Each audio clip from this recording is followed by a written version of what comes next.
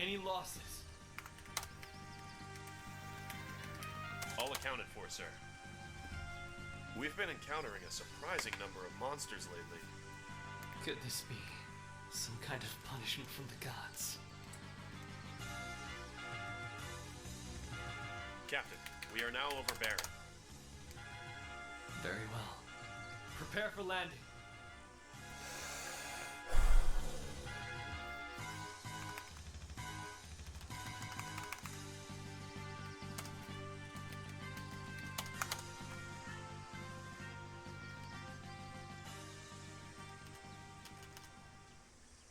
Oh my god, it looks good. Wow, they did a good job, yeah. That's very high res.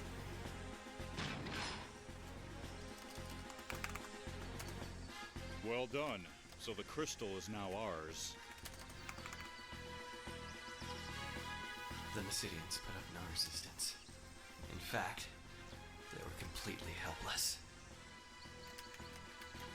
Is this pity I perceive? Come, Captain. His Majesty awaits. I don't like the dub actor. He's breaking the immersion for me.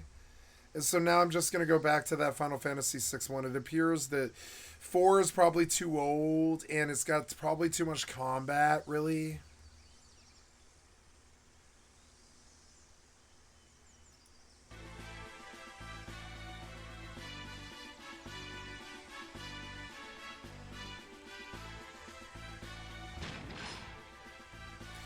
Yeah, I don't think so. I think I'm going to go back to the Echo S one. It's unfortunate, but... Still, we can't help but worry. I guess we weren't ready for this. By the way, where wow, are you it looks really good when in full I stopped caring screen. about things like that a long time ago. A village called This is the best 7 has ever looked. Wasn't that in the news a few years back? An accident involving a Mako reactor? Yes, I remember now. It was the first major accident involving a reactor. Everyone was talking about it. Well, would you mind leaving the two of us alone now? I want to enjoy some quiet time with the wife.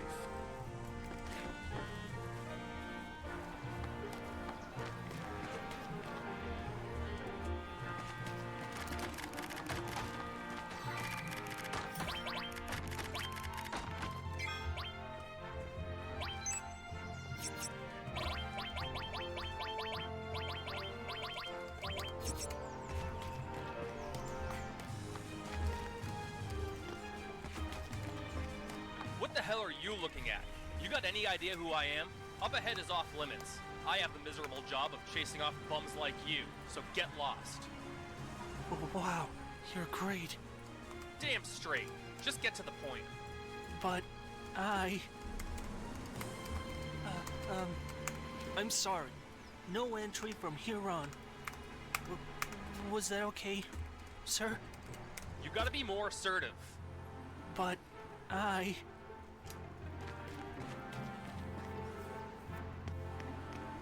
I've had enough. Me too. You know, this is the first time we've ever agreed on something. Well... Yeah.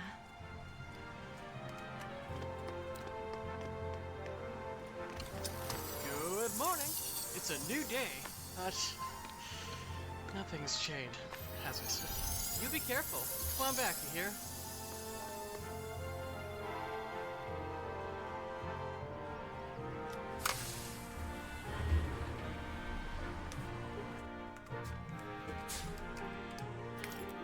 Yo, this ain't reserved. Split up, split up. Packed with hoodlums again. God, don't I just have all the luck?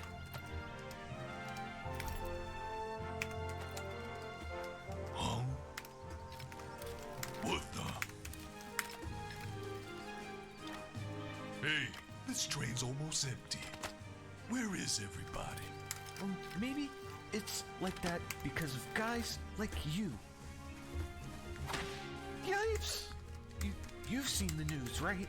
Avalanche declared that this is the first of many attacks. Only devoted Shinra employees like me would go to Midgar on a day like today. Oh, you a Shinra suit. Son of a... I won't give in to violence. I won't even give you my seat. Barrett! Shit. You got lucky. So what's the plan? You have to be so damn calm about everything. You're busting up my rhythm.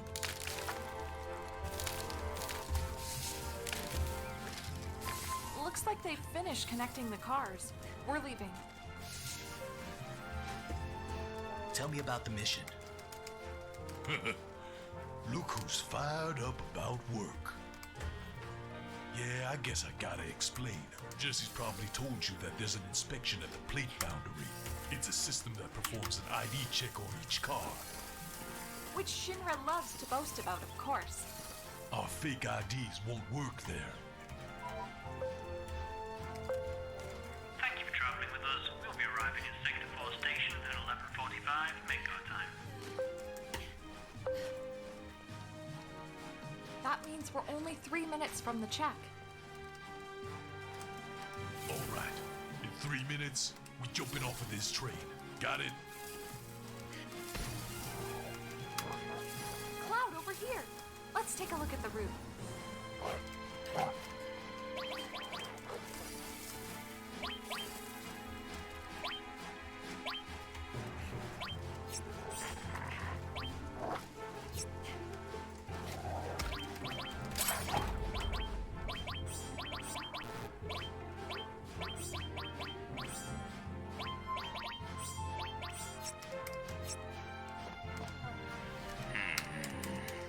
The only people who come to my home.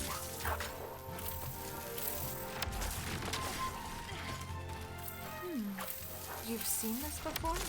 Oh, well, come a little closer.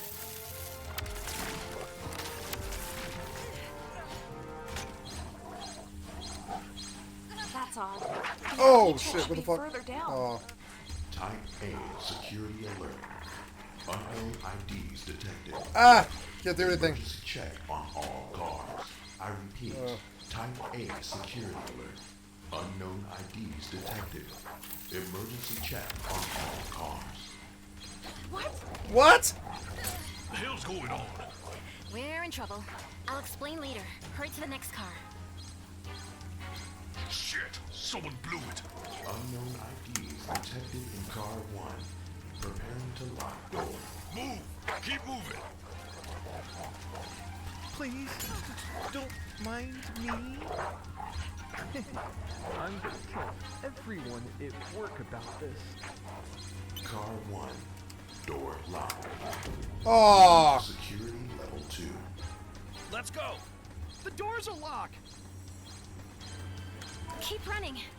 It's time for Plan B. Huh? What? You want this? This one's a freebie, but be warned, freebies are addictive. Stop it. You're an adult, aren't you? Then start acting like it. Car 2. Door locked. Moving to security level 3. We in the clear? Not yet. The next check starts soon. If they find us, we're finished. But don't worry, if we keep moving up the train, we should be alright. Unknown passengers moving to the front half of the train. Shit, trapped. Am I in trouble? Right, I'm out of here. I'm sorry. Give it back, okay?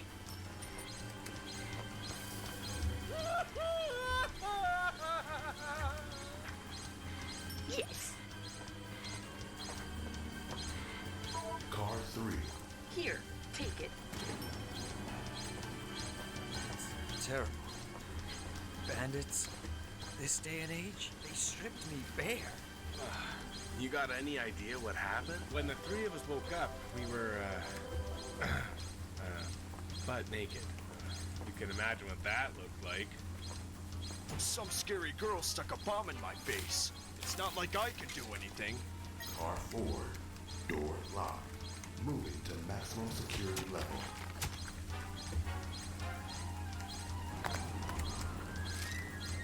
All right, we made it. Over here. Let's go. We're diving out. Hey, it's me. It's me, Jessie. What do you think? Does a Shinra uniform suit me? Not now. Sure. You look great. Feisty and strong. Very manly. Yay, I'm so happy. I think. This is not what I had in mind. Too late for that now. Why'd you come along anyway? Well, because... There ain't no time for that.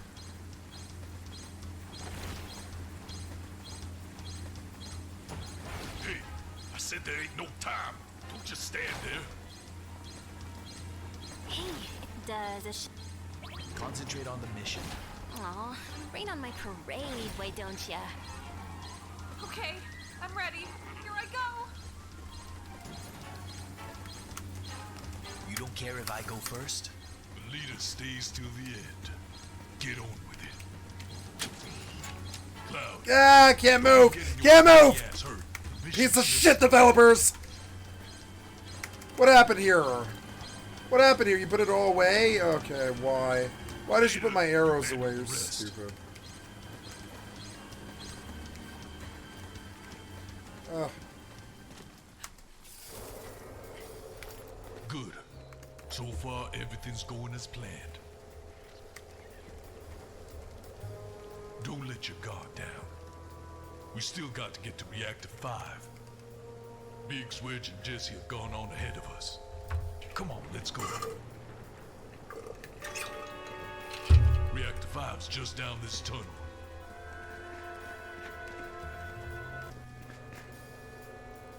Shin regards. We'll have to turn back.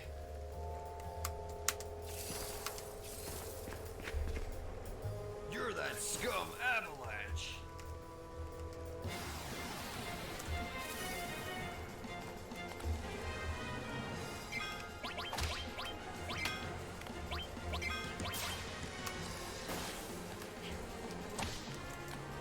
I'm not interested.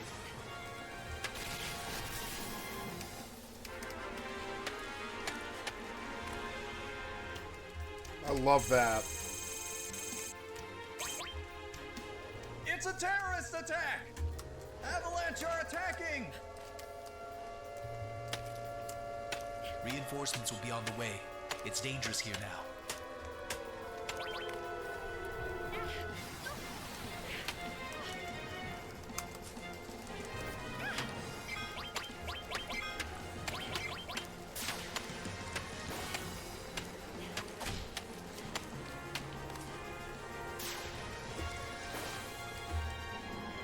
Come what may.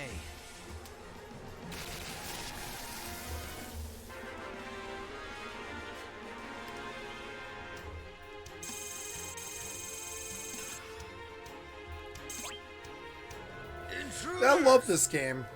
Avalanche are attacking! See, I'd rather play this game than that game, honestly. It's dangerous here now. Ooh, Tar Kelly.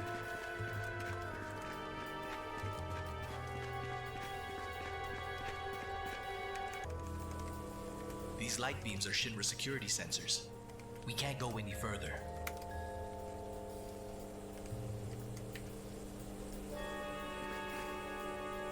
Only an amateur would get caught out by security sensors now.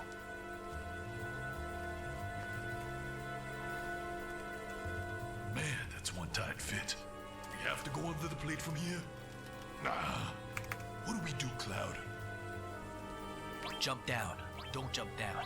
Have a good Jump look down, inside. don't jump down. Jump down, don't jump down. Doesn't seem to be anything we can use as a foothold in the duct. Yeah. Once we go down, there's no coming back up. This ain't no time to mess around. Never know when Shinra will turn up. Cloud, there's no other way. Jump down. Damn, man. Jump down. This gives me the chills. Oh. No. Oh. Oh. That was awesome. That's like what would have happened in real life.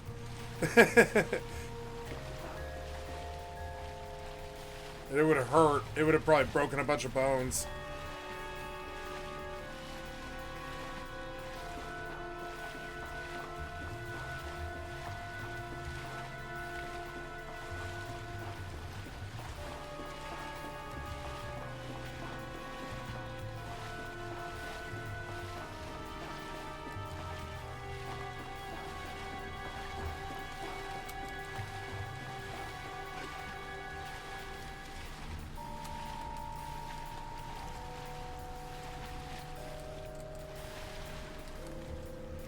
I can't swim. I can't move. And I don't know why. Oh, you can't climb that. Damn, you can't climb that. Jeez, I'm sorry, guys. It's my fault. I'm gonna we didn't drown. Clear the ID check. It was your card, Cloud. I think I overdid it. I put my heart into it, but I failed.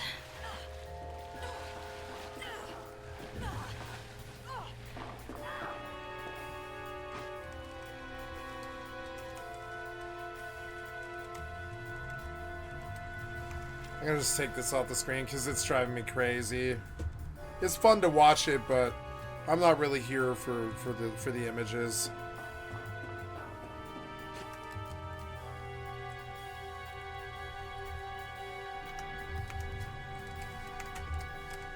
Also, I think it lowers the frame rate of this game maybe a little bit. We're pulling out now. See you back at HQ. Cloud, we're counting on you. Oh shit! Ah. Oh.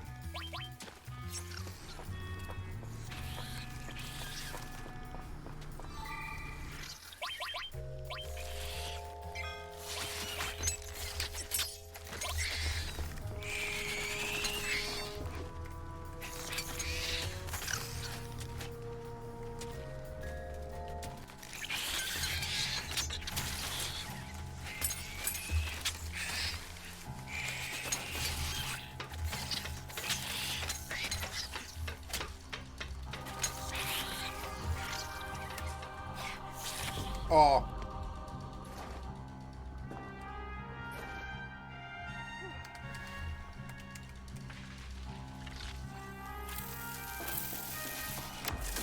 Fuck.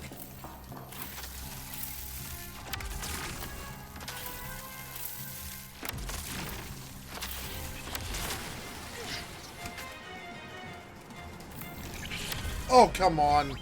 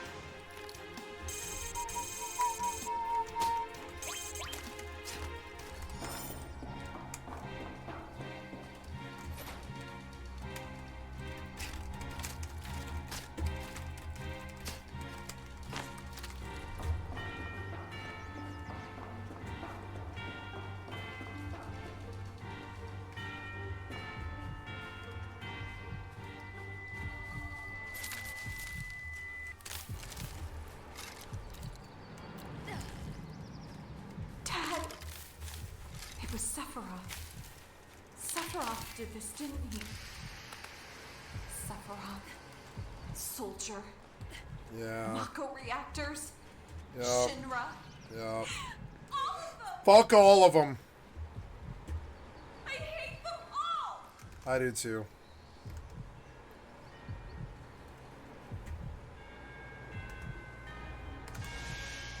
Hey, soldier boy. Are you alright? Tifa. What? No, it's nothing. Let's finish the job.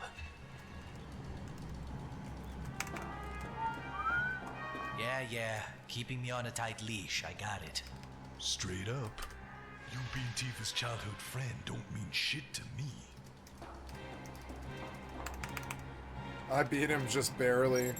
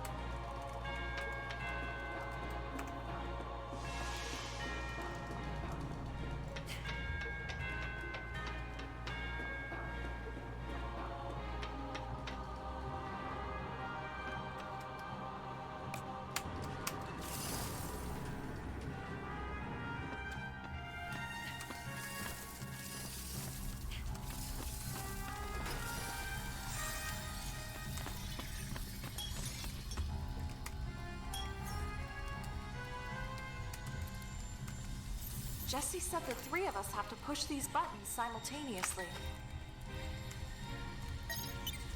Shake it out. Let's try again. One more time. You'll get it the next time. Or maybe the time after this one. Are you feeling okay? I didn't think it would take this long. How long have we been in here? Come on, Cloud. Any moment now. It's really not that hard. It's just one button press. He's sucking at this. I actually was really good at this. I can do it first time, every time. Every time. It really shouldn't be this difficult. You missed the first two because you need to get the timing, but then by the third one I could get it. It's actually so easy. I can't believe you choked on this for this video. Did you get it? You're so bad at this. What the fuck, Cloud? Wow. Move! I got this. That's how you open a fucking door. Was there this much cursing in the original?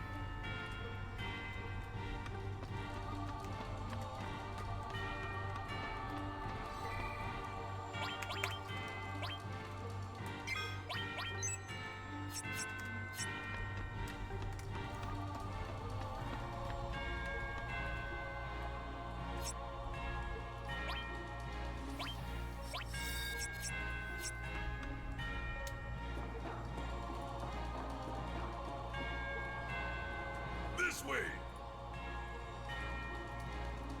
Shinra guards! Shit! What's going on? A trap.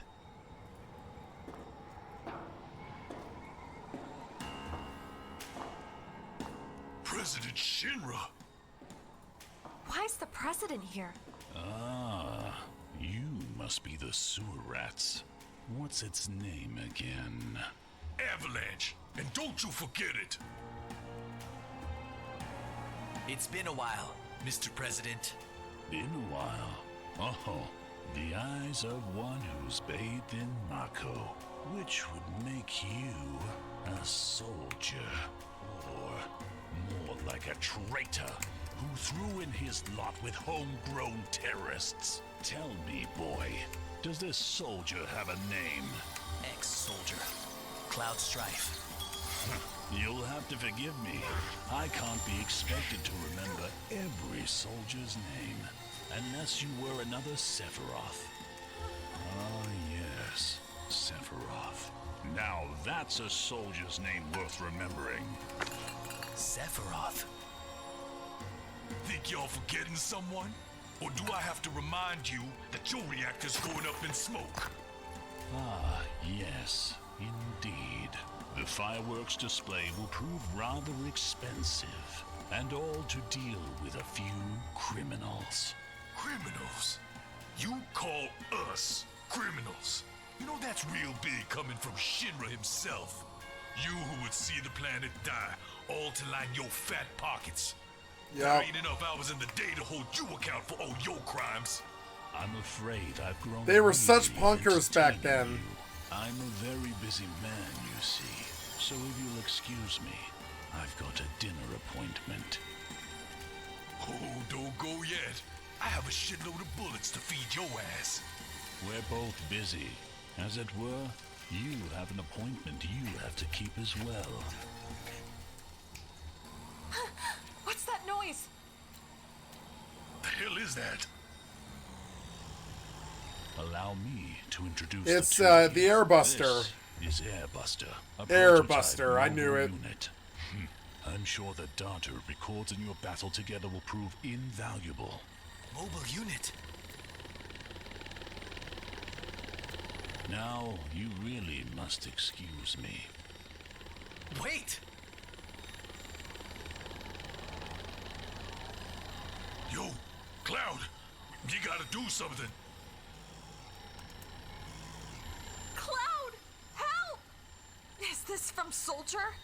No way. It's just the machine. I don't care what it is. I'm gonna bust it up good.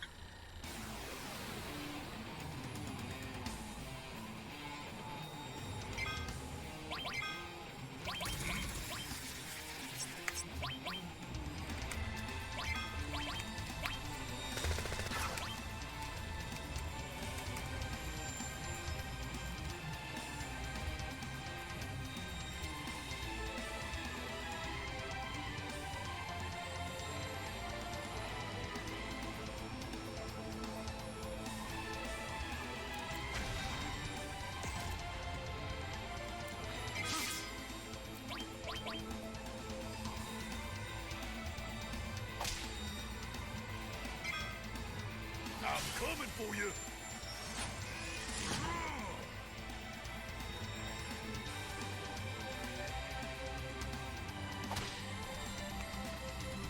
Won't miss. Let's dance, asshole!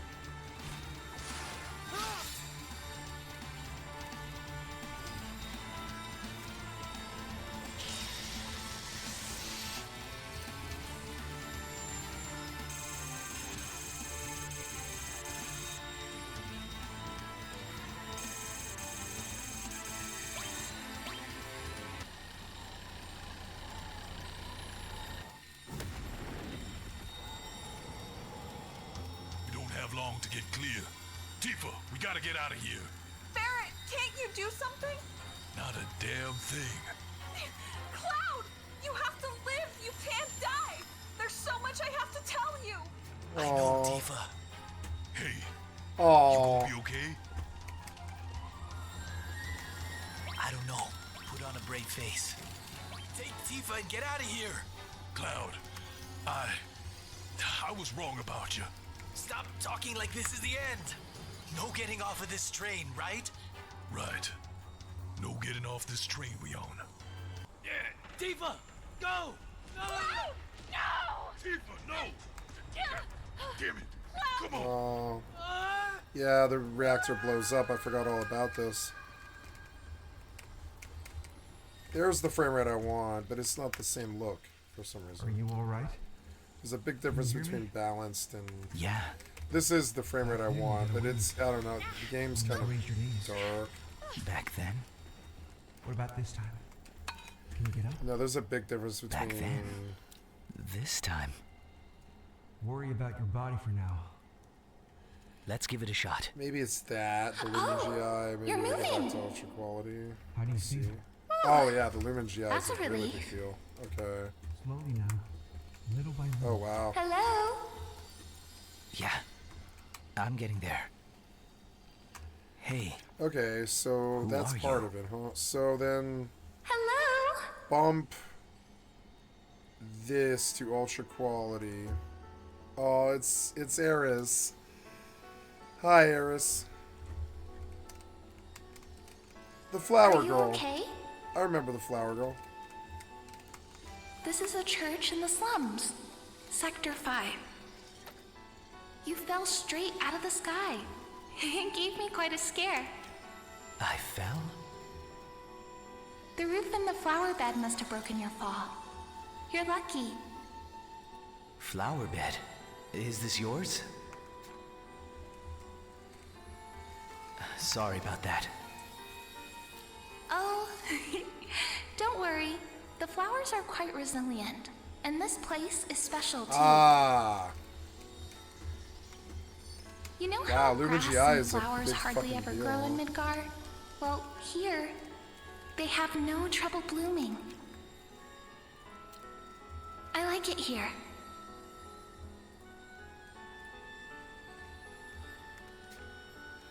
Big difference. So, we meet again.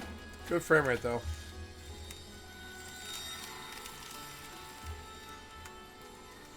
Have you forgotten? This is the first time we've met. Yeah, I have met you before. Yeah. You were a slum drunk. You were selling flowers. You were a slum drunk. How rude! Still, you bought a flower, so I'll forgive you. You have some materia, don't you? I have one too. Materia isn't rare at all these days. But mine's special. It doesn't do anything. Doesn't do anything. You sure you know how to use it? No, it's not that. Anyway, I don't mind that it's useless. I just feel safe wearing it. My mother left it to me.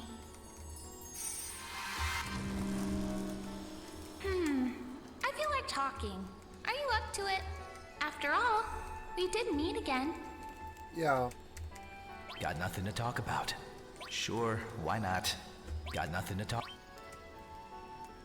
I see. Just look at this mess! They were doing so well, too. Poor things.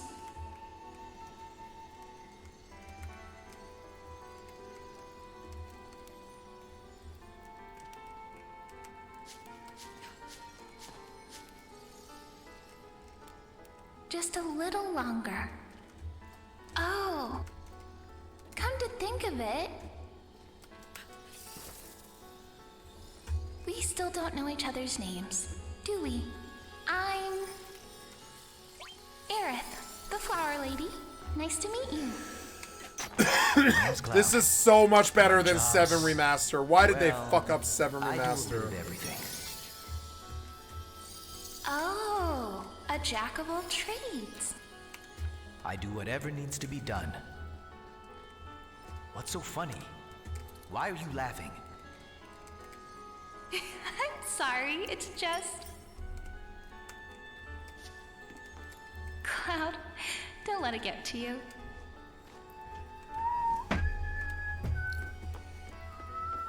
Don't mind me. Don't mind me.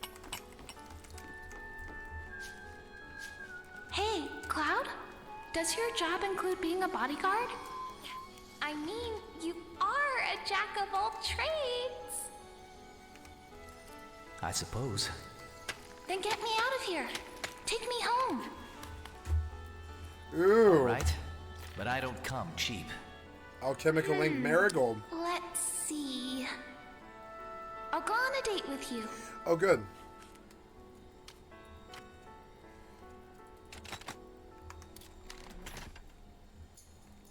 I don't know who you are or where you're from, but... Or do I? I believe you do. Oh yeah, I do know you. That suit. Hey, little lady. What's with you always picking up weirdos? Says the Shinra lapdog. You want us to sort him out, sir? I haven't really decided yet. Cloud, no! Stop! I don't want you all ruining my flowers.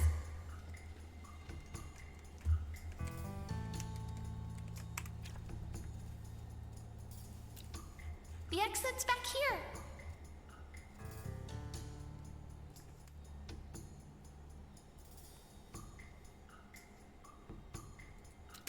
You saw that, right? Mr. Bodyguard got Mako eyes. Well, whatever. Alright, you fools. Back to work, eh?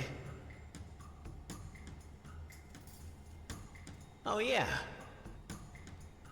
And don't step on the flowers. Got it? You're gonna catch holy hell! yourself!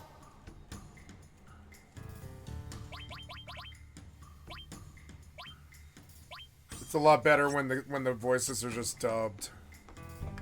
The actual mods.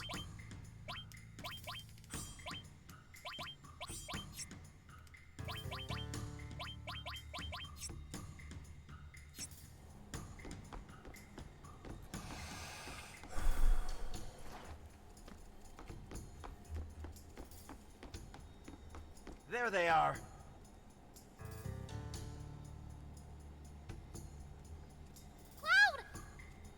Yeah, I see them. They're not gonna let us go. So, what are we going to do? The only thing we can do. Come on. It'll be all right. I'll catch you. Don't drop me, okay? The agent's getting away. Fire! Fire! Shit, I forgot. Don't harm the ancient. Aerith! Ah, crap. Did we kill her? Why'd you have to go and do something stupid like resist? Cloud! Help! Damn! What's that? Aerith!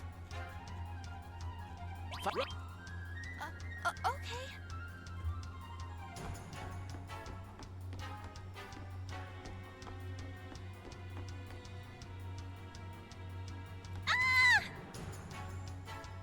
Cloud!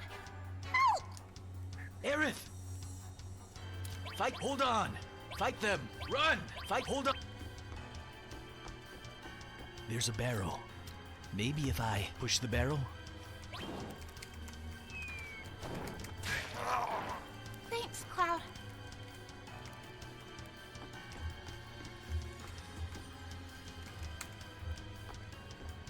Oh, cool. You can throw the torch so you can have light on the ground while you fight something. That's such a cool touch. These devs are really good. There's a barrel. Maybe if I push the barrel? I like this more than Daggerfall. The combat looks so much better.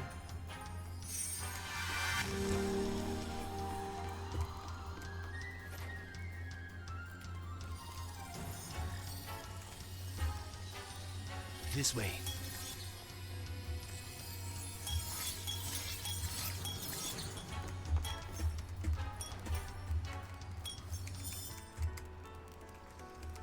And then it's just shimmer over by. They're still looking for Still me. looking for me. You mean it's not the first time? They've been after you before? Yes. Those guys are from the Turks. Hmm? The Turks are a part of Shinra. They scout around looking for worthy soldier candidates. Are they always that violent? They're no better than kidnappers. And to top it off, they do a lot of dirty work on the side. Spies, hitmen, that kind of thing. I can tell from looking at them. But why are you being targeted? There must be a reason. Well, not really. Ah, maybe they think I have what it takes to be in Soldier. Maybe. But would you want to join? I don't know, but I don't want to be caught by those lowlifes. That's for sure. Then let's go.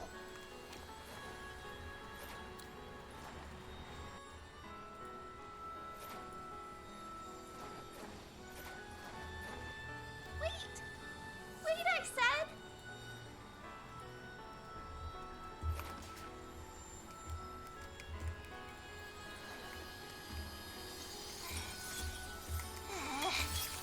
Slow down!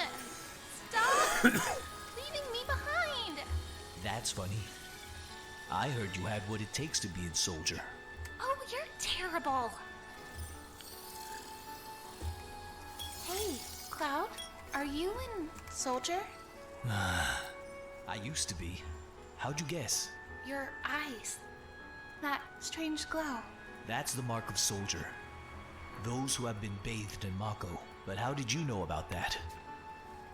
I just do. You just do. Yeah, come on. Let's go, bodyguard.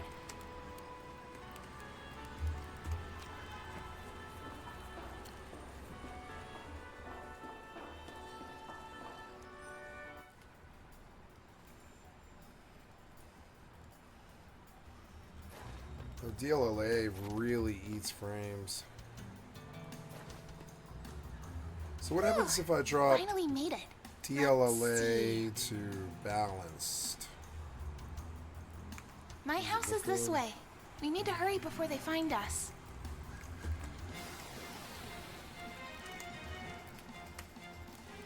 78. Hey, you asked for it.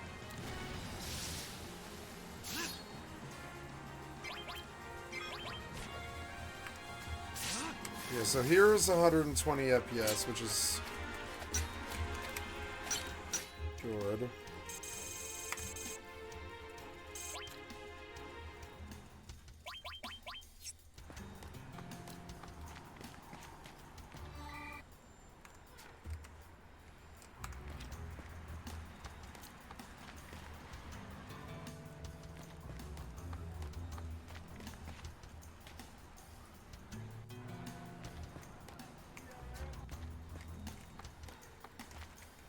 Ah, what a drag.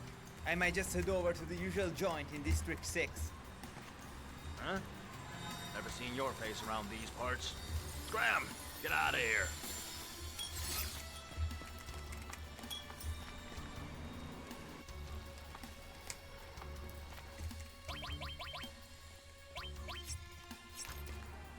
That guy in the pipe's a weirdin'. No matter what you ask him, all he answers in is or ooh. Hey, do you know Wall Market?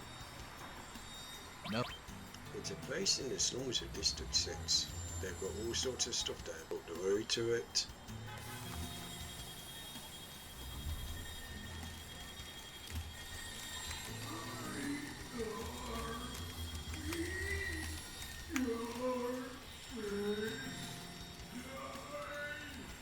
Me are this guy?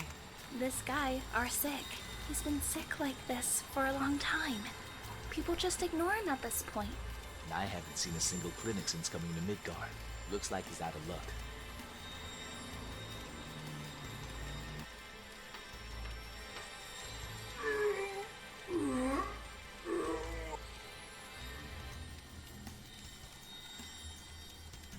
I heard that someone helped him after he collapsed nearby.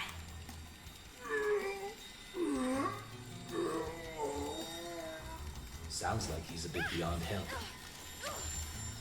Oh? I'll do it. You've got bigger things to worry about. Just leave him. Oh, don't worry. We'll be back soon. What's that tattoo? Looks like the number 2.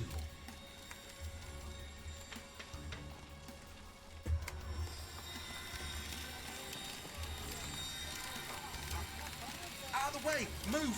If there's something you need, heading at the store. Toot toot! Next stop, Midgar!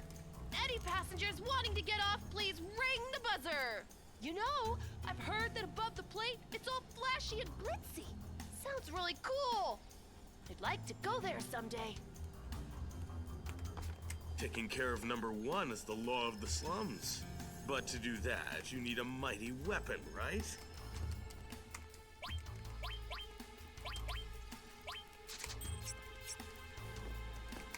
Taking care, but...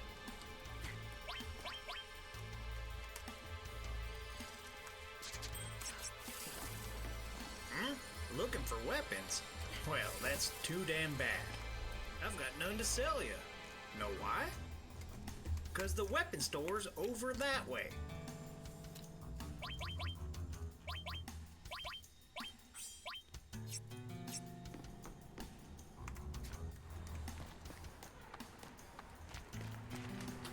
Yeah, the Lumen really fucking lags it. I don't really Everything know. President Shinra says is an utter lie.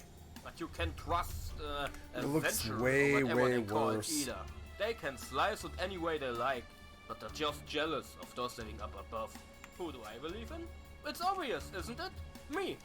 Myself. I don't tell lies to myself. That's for darn sure.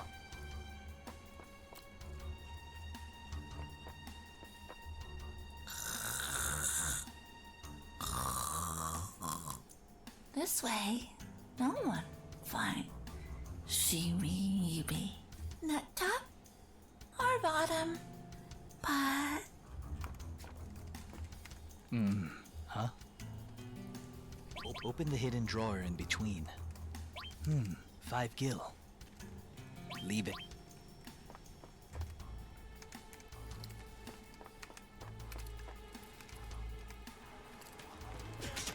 What am I doing? I'm walking around with my head down. There's all kinds of stuff on the ground, but nothing ever falls from above, no matter how much you look up.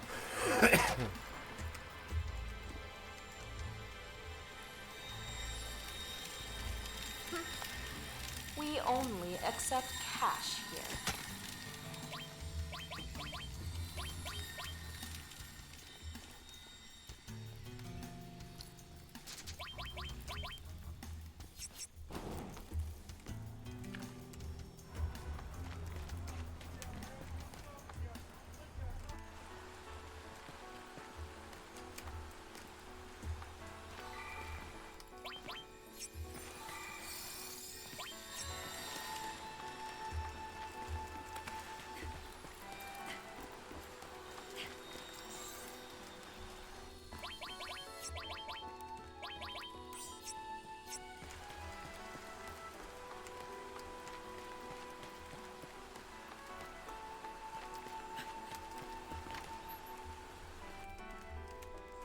Mom! This is Cloud. He's my bodyguard. Aww. You were targeted again? Are you all right? You're not hurt, are you? I'm okay. I had Cloud with me. Thank you, Cloud. So, what are you going to do now? Is Sector 7 a long way off? I need to get to Tifa's bar, the seventh heaven. Is Tifa a girl? Yeah, A girl friend? girlfriend. I guess so. It's not like that. I guess. That's nice. But... Oh, it's nothing. You said Sector 7, right? I'll take you there. You've got to be kidding. What are you gonna do if you get into trouble again? I'm used to it. Used to it? Yeah, but getting help from a girl. Hey! You expect me to take you seriously after hearing a thing like that? Mom, I'm taking Cloud to Sector 7. I may be a while.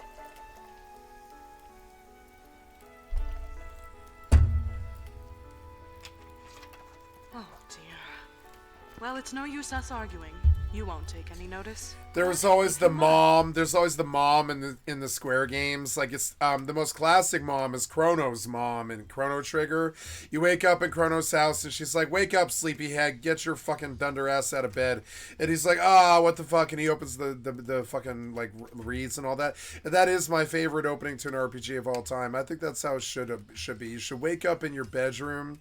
You should go out of your house and something should happen. That's how Chrono Trigger was.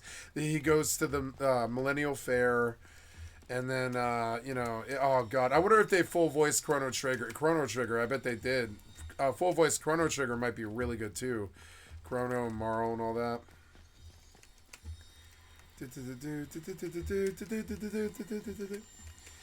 I don't know what they want from me here.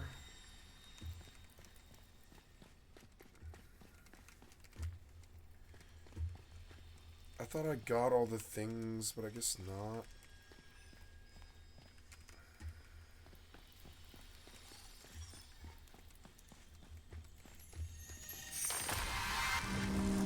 That was probably it.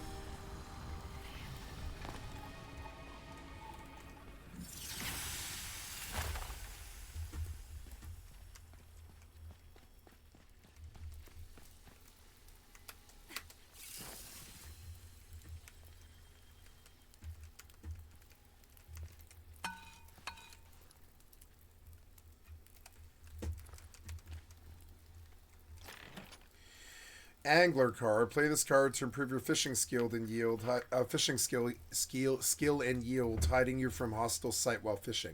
Soft parchment invoking soft gentle waves. This card offers the tranquility of undisturbed leisure by the water's edge with a bounteous catch at day's end. One death infusion, which is a critical damage card. And then one injury resist. Oh, good, injury resist. Yeah, that's what I'm going to do because these things hit way too hard. That's what I want for this playthrough. Hail infusion is an injury resist. Nice. We will take all.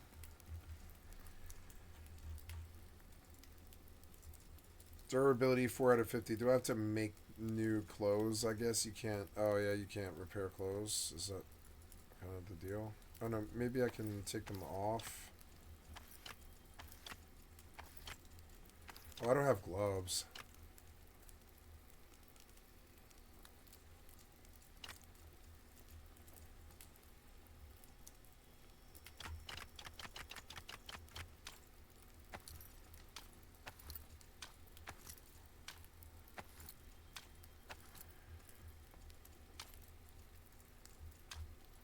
All these clothes are like busted. I'll have to make like new clothes, I guess. But that's okay. I like this game. Maybe I should take another look at Enshrouded too, because Enshrouded was good as well. Enshrouded was good. It was just like it didn't have enough content at the start of the game, I don't think, and it was mainly just like a single-player Dark Souls game. I didn't think Enshrouded had enough combat, but maybe it's better now. I didn't think their combat was as good as this at all. I don't think the Enshrouded combat was nearly as good as this. Ooh, nice lumber. Damn it, I have to pee again. It's so annoying. I'll be right back.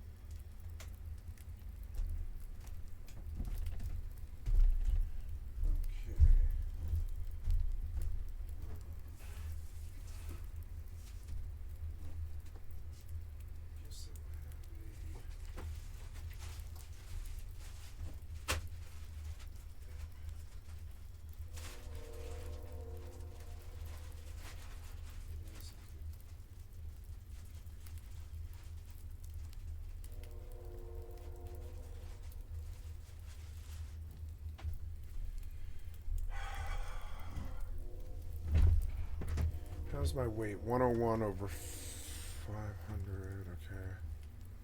Okay. Oh.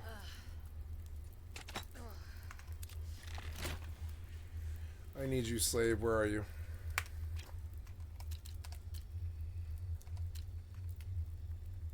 Oh, dialogue history.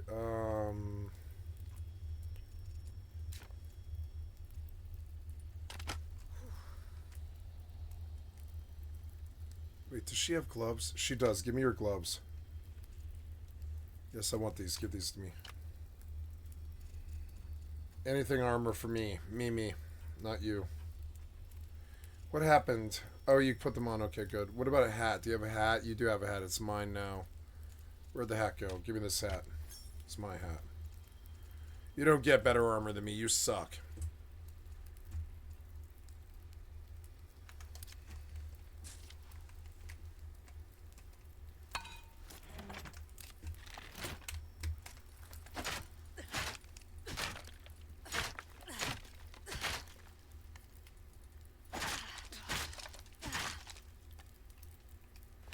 Oh, I can just do the infusion? Oh, shit, okay. Apply. Oh, I don't know. What's the one piece of armor that I actually made? It was like that one. Yeah, apply that one or whatever. Yeah, that one. Apply infusion. Oh, good. Oh, good.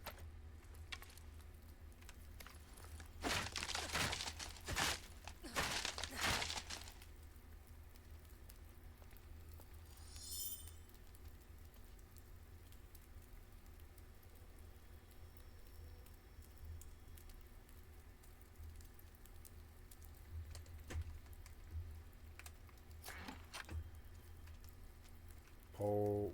Oh, a pole.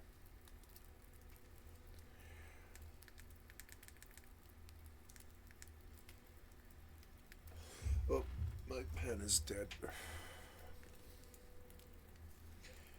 I will make something to eat. I am hungry. And we will watch a video.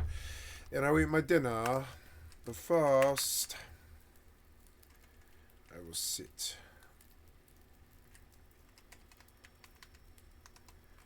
Okay, I think,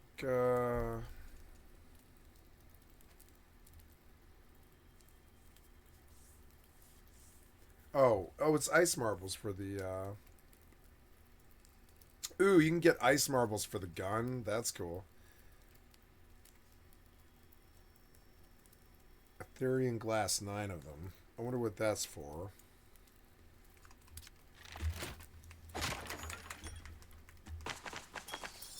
Ooh, lightning revolver cartridges.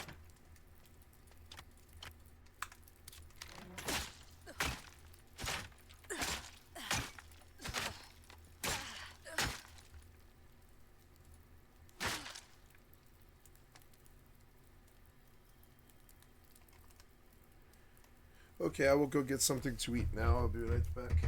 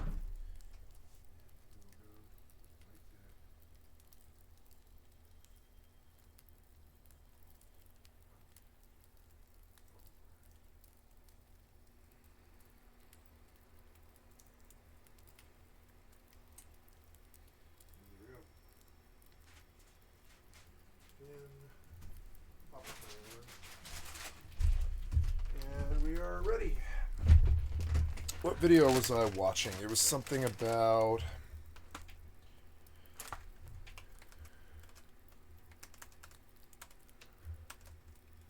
that barrier. For the first 45 minutes of the run, Blink was in the red, but by the end of that hour, he would get almost a minute and a half in the green, and he'd keep that pace until it was whittled away back into the red by the start of the second hour.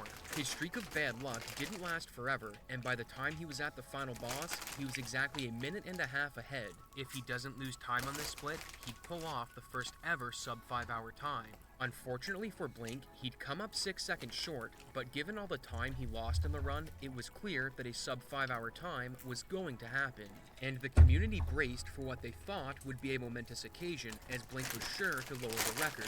However, instead of a sub 5 hour run, they were surprised by something else. On November 16th, Blink was streaming sub 5 attempts, and this run, like his previous record, was having massive time swings, only getting ahead after the halfway point. But before he could celebrate his pace and try to take it to a new record, a runner named Brood posted in his chat. Without outright saying that Blink is splicing, Brood asks what he would do if proof called. Taken aback by these accusations, Blink offers reasons for why his run is legit and even offers to hard reset at the end to prove it's real, which he does. Before leaving chat, Brood says that he does have proof that Blink is cheating and will be posting it the following day.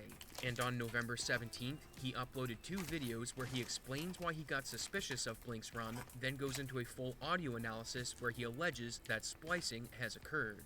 But before we get into the allegations, we need to talk about this video's sponsor, ExpressVPN. Imagine you go to my YouTube channel and are told you can only watch certain videos because of your country of residence. That would be terrible, and I'd never do this to you, but streaming services do, as they have thousands of shows available, but region lock lots of content, like the Dragon Ball Super Brawly movie. However, with ExpressVPN, this problem is easily fixed, as all you need to do is change your country and the region-locked content becomes available. Personally, I love ExpressVPN for its privacy tools, as ISPs in the United States can track your browsing history and legally sell that data to companies without your consent. With ExpressVPN, however, ISPs can't see your online activity, safely anonymizing your data behind their secure server, with it also being encrypted. And the best part is, it only takes a single button press to do this, with the app working on phones, laptops, and even routers. So protect your data now and get ExpressVPN. Find out how you can get 3 months free by scanning the QR code on screen, clicking the link in the description box below, or by going to expressvpn.com/Abasoft. And with that, let's get back to the allegations. The first thing that made Brood suspicious was the luck that he thought Blink was getting with a segment in the early game, the Night Split. How your previous level ups and battles go leading into this boss can impact if you get a good fight for the night, and Brood thought Blink's luck was better than normal at getting through this split. Once he thought Blink's Night Split was odd, he started noticing other things that didn't seem right. In particular, there's a section where Blink appears to react to something before it actually happens. In the clip, you can hear him utter something like, "Oh my god," before he falls down a pit, then reacts with a louder reaction. No, I did it again! Brood acknowledges that this isn't great evidence of anything below board happening, but with these bizarre occurrences, he decided to dig deeper. He needed a way to prove what he suspected, and he didn't want to make an accusation without solid evidence. So he reached out to a mod on several RPG games who told him that audio analysis is considered to be the gold standard when it comes to detecting splices. After watching a video the mod sent him, he explains that he taught himself how to perform audio analysis, specifically spectral and mains hum analysis. If you're unfamiliar, a spectrogram is a visual representation of frequencies as they vary over time, and is a common method of detection for identifying spliced runs, but mains hum is a bit different, however. Whenever you plug a device into a power outlet, you're connecting it to an electrical grid that has a specific frequency caused by the alternating current that the grid is supplying. Sometimes you can hear this frequency, since it's just a vibration caused by This is why I hate speedrunners. Sometimes it's too low for humans to hear. However, that doesn't mean the device isn't producing a mains hum. If you make an audio recording of a device such as a game console, you'd see at the lower end of the frequencies that there's a constant tick around 50 or 60 hertz depending on your geographical location, and this tick is the mains hum. In the case of a game console, as long as you don't reset or power off, the mains hum will be present and uninterrupted in any recording you make of it. But if someone splices video footage that contains audio, you'll see a hiccup or change in the repetition of the mains hum instead of a constant tick. For Brood's analysis, he begins by scrubbing through the spectral view of the video to find areas that are suspicious, and he finds one when Blink enters a town called Romero, so he performs a deeper spectral analysis. To do this, he amplifies the audio, then sets up a parametric filter, which allows you to isolate specific frequencies and ignore others. After doing this, he scrubs over the transition very slowly, so that you can only hear the music briefly as he moves the playhead forward, and makes note of a clicking on the audio track. He goes over the same split from another runner, and the same pops and clicks are present in the audio, but in this case, Brood says these are likely from audio clipping, which is when sound goes beyond its maximum volume from amplification, and not a splice. He notes that the clicking in Blink's run isn't normal, and to prove his point, he switches to analyzing the mains hum. He then applies 2 filters to the audio to get a better view at the frequencies he wants to look at, and we'll talk about these in more depth later.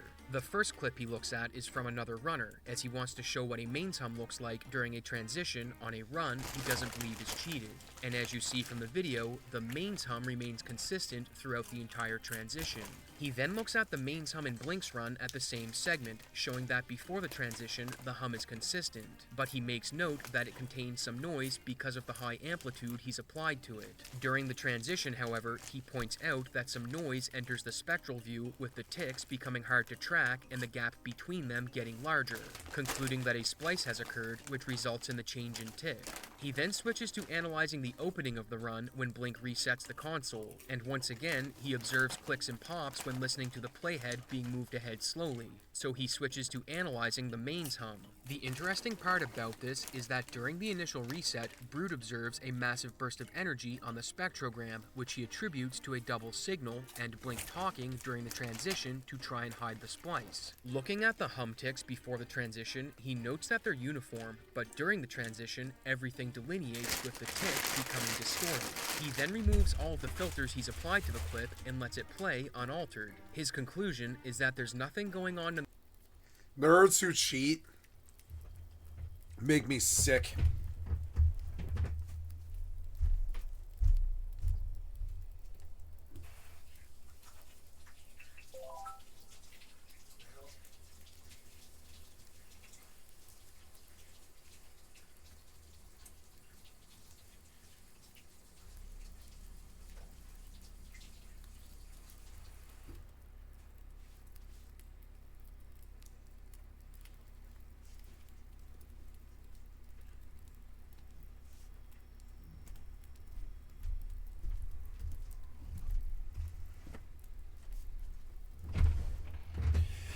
I have lied, stolen, forged, got high, ran from the cops, hunted police, all types of crazy, fucked up, nasty, horrible, criminal things, heroin addict, you know, methamphetamine addict, junkie, whatever you want to call it.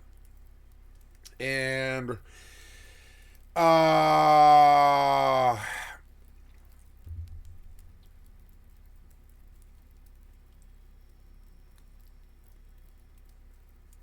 but I didn't cheat. I didn't ever cheat on women. I didn't cheat on tests. I didn't involve other people with my problems. I didn't ever, like, you know, I got cheated on, but I never cheated on anybody. And, like, I just, when nerds cheat, it makes me fucking sick. They're smarter. They know better than to cheat on their spouses or to cheat on a test or to cheat on this fucking speedrun thing that, honestly, the only buddy that they're cheating is themselves. Who the fuck cares if a speedrunner cheats? Does it ever matter?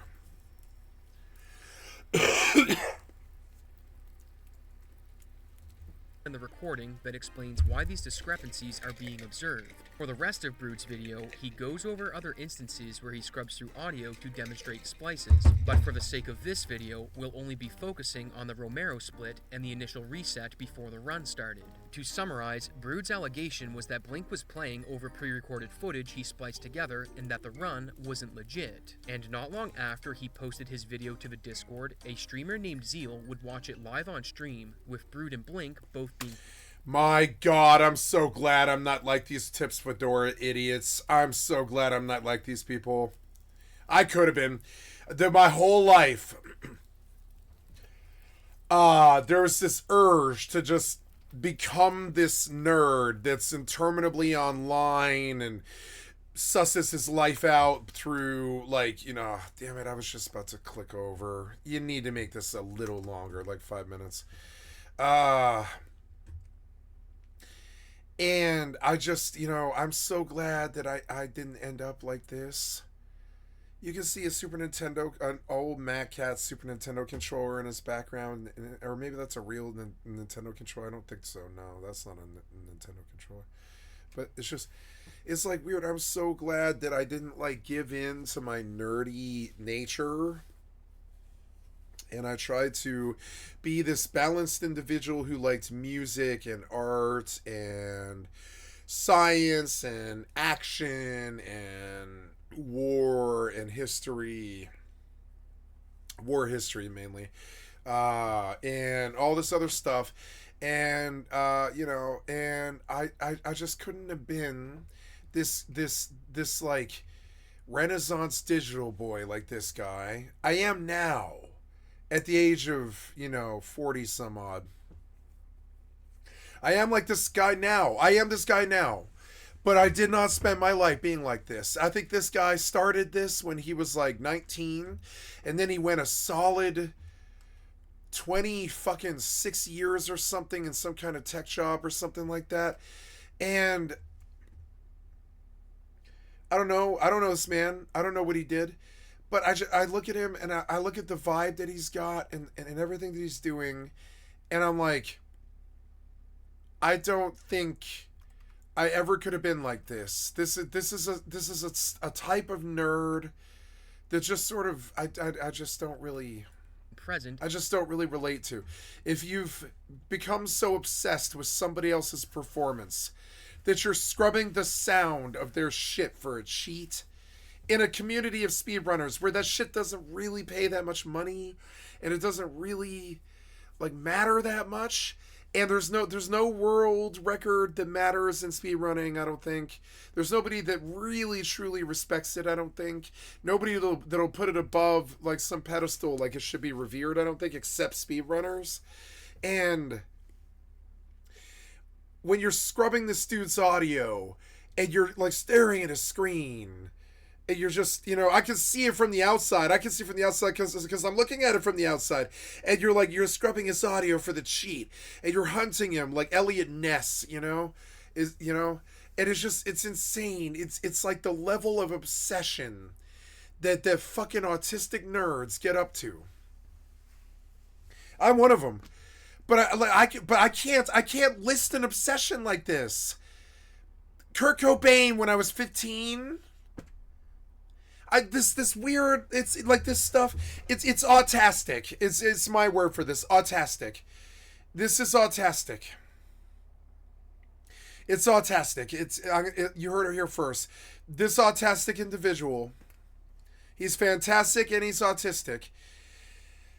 And I just think he sort of chased this dream of being a nerd down that hole when he was like 19, and he just didn't ever put down the controller. Didn't ever get out of the cubicle job, didn't ever stop doing retro gaming, and didn't ever really didn't really ever chase any other interests, I don't think.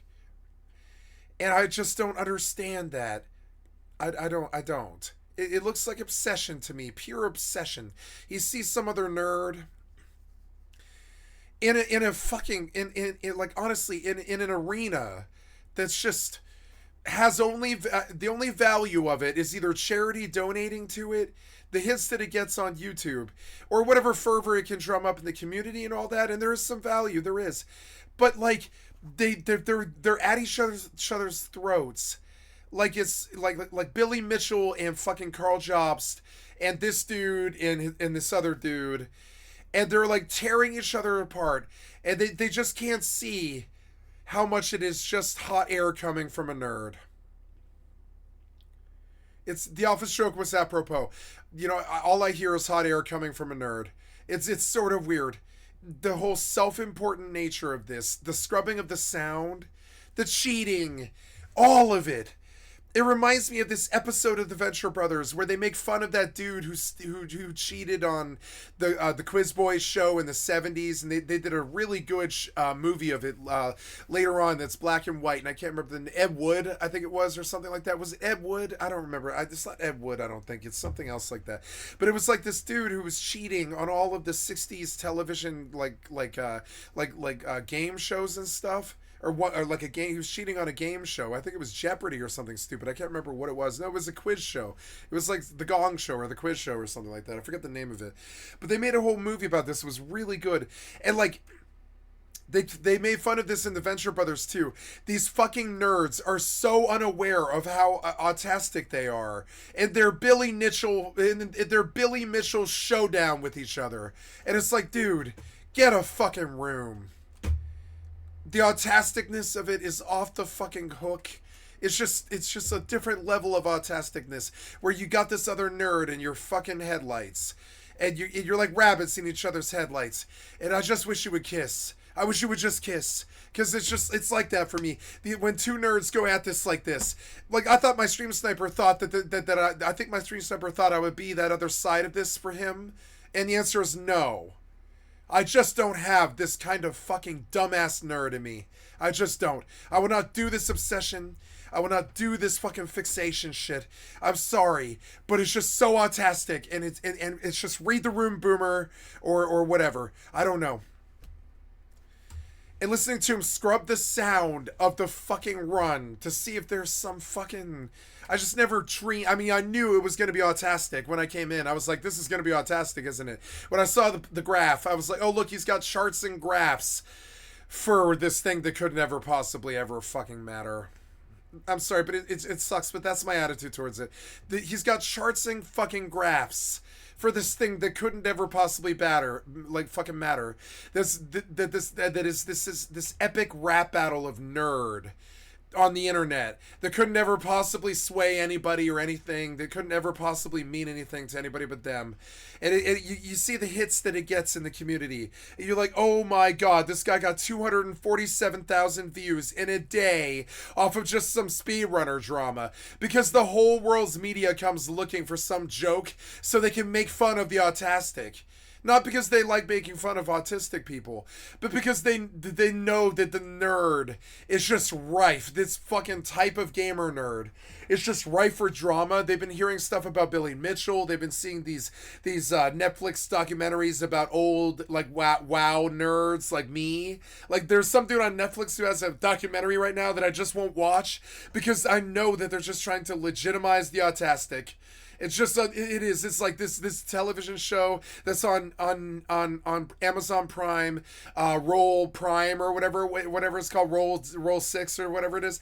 That's autistic. All that Bandersnatch fucking television show on Netflix was autistic.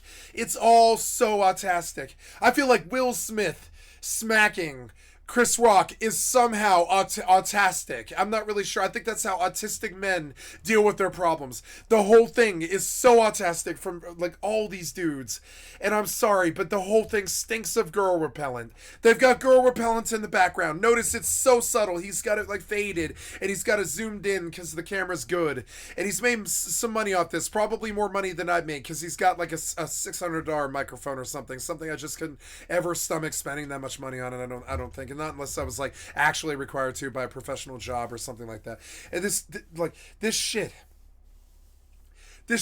I'm sorry, how are these people pulling this views? It's because everybody else who comes, they come to see if it's a train wreck.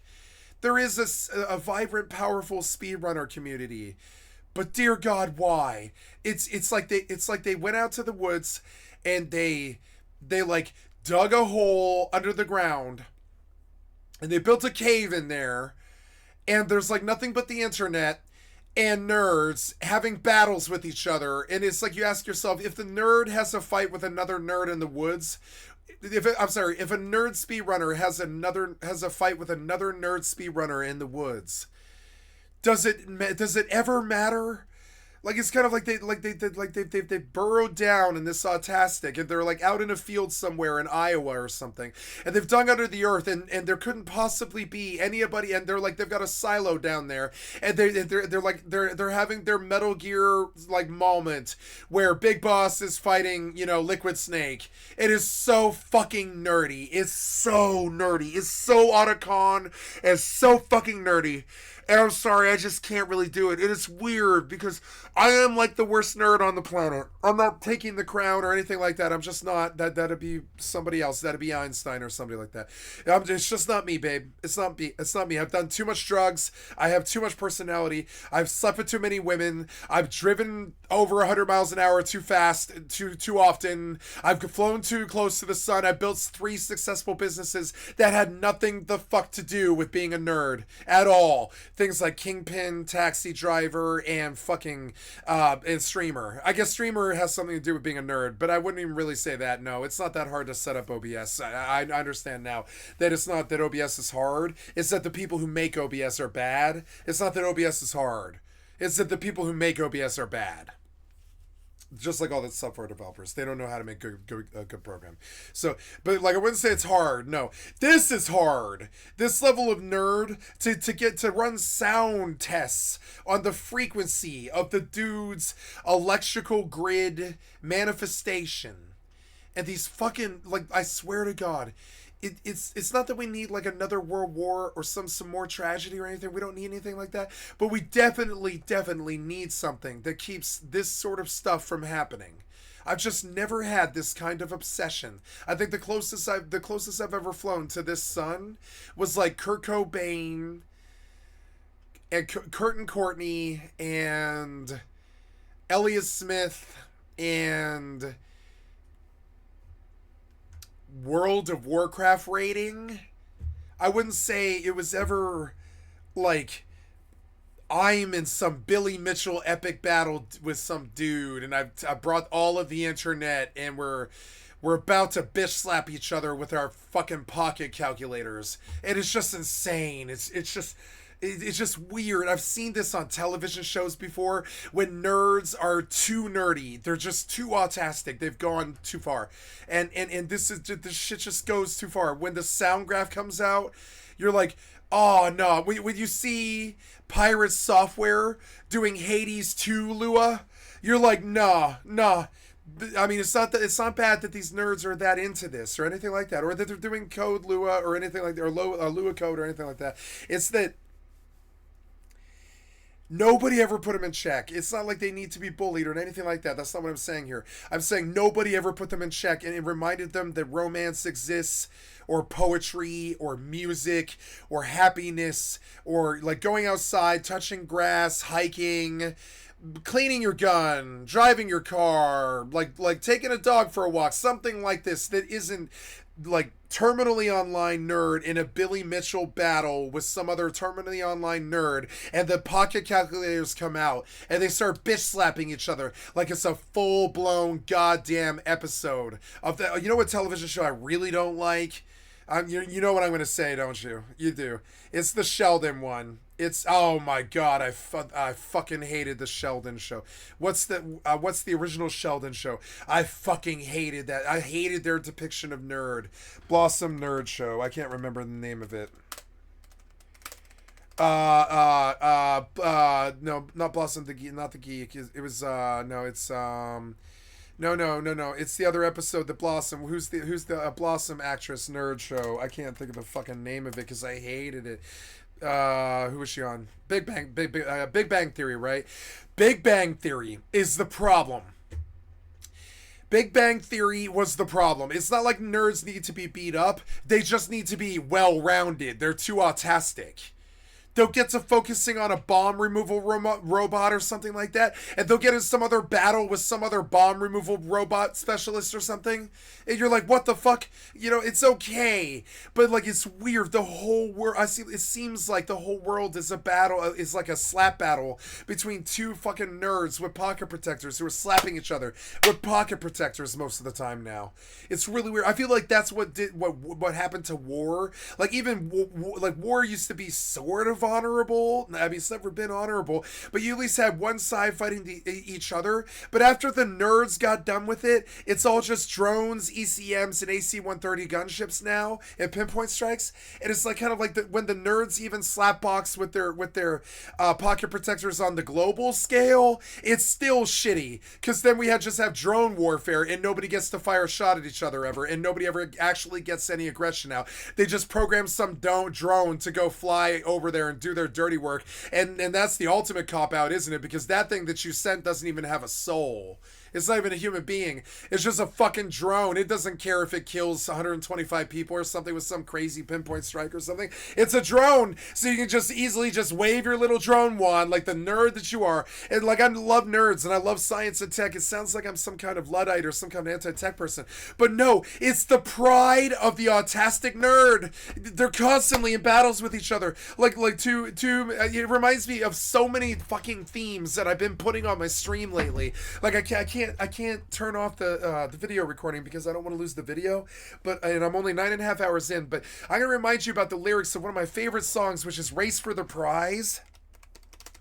And he was kind of making fun of this. This is a song about what I'm talking about. The Flaming Lips wrote a song about this called Race for the Prize, where he's like literally mocking these people. He's like, 1, 2, 1, right? 2 scientists are racing for the good of all mankind, both of them side by side, so determined. And he's kind of making fun of Jonas Salk and the polio boys that are racing for the cure, and locked in heated battle for the cure that is their prize, but it's so dangerous, polio. But they're determined, right? Theirs is to win if it kills them. And you see this in this nerd's eyes. You can see it. Theirs is to win if it kills them. They're gonna prove you cheated on your speed run. It's just so stupid. But if you really think about it, they're just humans with wives and children. They're just humans with wives and children, hopefully. Upwards to the vanguard where the pressure is too high. Under the microscope, hope against hope. Forging for the future, but to sacrifice their lives. Both of them side by side. So determined. And the battle's about to happen and the nerds meet. And he is kind of making fun of this stupid shit. It's kind of like when the nuclear physicists like race for the prize. But it's not so good because when they win, we get the nuclear explosion, And when they win the race for the prize, we get the nuclear bomb. And in this aspect of nerd, where they make nuclear bombs and they slap each other with pocket calculators in public on their speedrunner cheating videos, and I love nerds, and I am a nerd. I swear to God, I am. I'll talk history with them. I'll read them Lord Byron. I will tell them what the relationship is between E equals MC squared and the collapse of the universe. I'm not actually that bad of a nerd myself, you know what I'm saying? But I've just never been able to do this level of autistic. I've just never had it in me. My mother loves that I don't have this in me because she can see the tendencies of crabbing into the internet like some nerd, some terminally online nerd, like they used to make fun of on the television shows and stuff, in that movie Hackers and stuff. And you kind of get sucked into the internet, and suddenly you're just a ghost in the shell, and you're having some autistic argument with some other fucking nerd. And it's a battle for the ages. And in my stream sniper wants it from me. All of these autistic people want this shit. I don't want this shit. I don't want speedrunner drama. I don't want some fucker abusing me or following me around. I don't want, I can't do this autistic shit. I've just never been this autistic. I can't do it. The women love me because they can see that I'm just not like this. I'll never be like this. It's weird. It's just weird. Look at the look in his eye. You're never gonna see it on my face. It's that obsession. It's that mad obsession. I never understood it. It ruined my father like Indiana Jones in the the Last Crusade. This wasn't a fucking crusade. It was an obsession. I never understood it. I still don't understand this. I still don't understand this look on his face. Oh, this other nerd. he's somehow better than me, but I don't really get it, and I don't see how. He must be cheating. I gotta shut him down from his fake-ass, bullshit-ass speedrunner achievement that did nothing but get hits on YouTube. And in 20 years, nobody will ever remember it even happened. And this stuff doesn't really matter, but you can see he's racing for that fucking prize. Theirs is to win if it kills him. He is gonna shut down this other nerd. I get really scared when you see the Dr. Venture Monarch story arc. I get really scared when I see some nerd who wants to do that to somebody. It's just like, no, I think you're in denial. No, I think you want to kiss a nerd. Just go kiss a nerd. Like, just go get a hotel room. If you have this kind of obsession with a nerd, you probably want to kiss them, honestly. Just go do it. This is my advice to you. If you care this much about some other dude, nerd or not, if you care this much about some other dude, just go kiss them. Seriously. Like seriously, I just can't see this kind of obsession. The only reason I was ever able to be this obsessed with anybody, like Kurt Cobain, was because he died before I ever found out about him. I think that he died before I ever found out about him. He died in 96. I didn't know about Kurt Cobain until 98, right? So I fucking fixated because I was like, no, the greatest artist I've ever heard, the greatest band I've ever heard, they're dead, they're gone. And it's like, no, they have another band and they're doing really good. But yeah, the lead singer's gone and all the magic's gone. I mean, it wasn't from the Foo Fighters, but it was from Nirvana, right? And it's like, it is kind of funny. I'm like, I don't know, like so then I realized as I saw, in the space of 7 years, we lost Kurt Cobain, we lost Bradley Noel, we lost Elliott Smith, we lost all of my heroes and shit like that. And see, I will obsess over this stuff because this stuff is actually worthy of a nerd. You battling this other nerd over some fucking presumed cheating, over some speedrun thing that will just not ever move any carbon or any matter or any reality on this earth. It will just never move anything except some hits on a YouTube thing. It's just weird. It's just weird. And like, I just don't understand the sick, mad obsession that these fucking nerds get up to. You can see it in his eyes. It's like it's broke his brain. And he's stuck on stupid, and theirs is to win, and for him, it's, you can see it, for him, it's about the win, and it's just theirs is to win, and I don't like this look. I've seen it so much lately. I've seen it in, like, the politicians, even. They're, like, sitting there trying to nerd out on how they lost or something. It's insane. I can't stand this weird obsession thing that they've all got. They see something that they don't like or they do like, and they just fixate on it, and then they just chase it, and they either tear it down or they venerate it, one or the other. But it's still just sick obsession. It's still, it's like, trust me, I'm so want to like worship. Chris Cornell died in that 10-year period. Scott Weiland died in that fucking 10-year period. We thought we were going to lose Trent Reznor because he and Brian Warner and Marilyn Manson were doing cocaine and heroin during the Downward Spiral album, so we kind of assumed we would lose them too, but we didn't, thank God. You know, saying thank God you guys are still around and all this. So trust me, I'm just as likely as you to fall into this weird autistic fucking, and autistic is the word for it. It's fantastic. It's quite fantastic level of autism, and it's in that obsession. I have the same tendencies. I'm cut from the same autistic cloth. I know I am, but I just never been able to give into it like these fucking nerds. I can feel my brain tightening, like whenever I'm mad at something or I want to obsess over something like this, I can feel my fucking brain tightening like some kind of Chinese finger trap over my fucking blood capsules in my capillaries in my brain and in my penis and in my heart. I can just feel it like full blown, the obsession of anything, just sort of choking who I am as a human being. And I just couldn't ever, I guess I did it with drugs. I definitely had an obsession with methamphetamine, the way this guy probably has an obsession with the other speedrunner or whatever. But like, I couldn't ever have had it been some other nerd that I'm having some kind of holy war in the mental with on some internet tiff. I just can't even imagine. I've had somebody after me for 3 years, and I still feel like I kind of phone in on that. Even I don't even show up for that, but like once a week or something like that, because I don't, you know, it's not like I have an option with it. I'm just so non-committal with some douchebag nerd fucking focusing like this on one fucking thing that is like the opposite of nerd to me. It is stupid.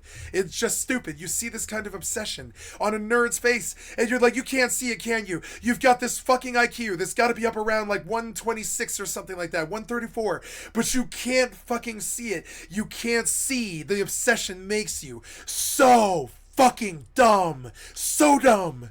So dumb. So stupid. So dumb.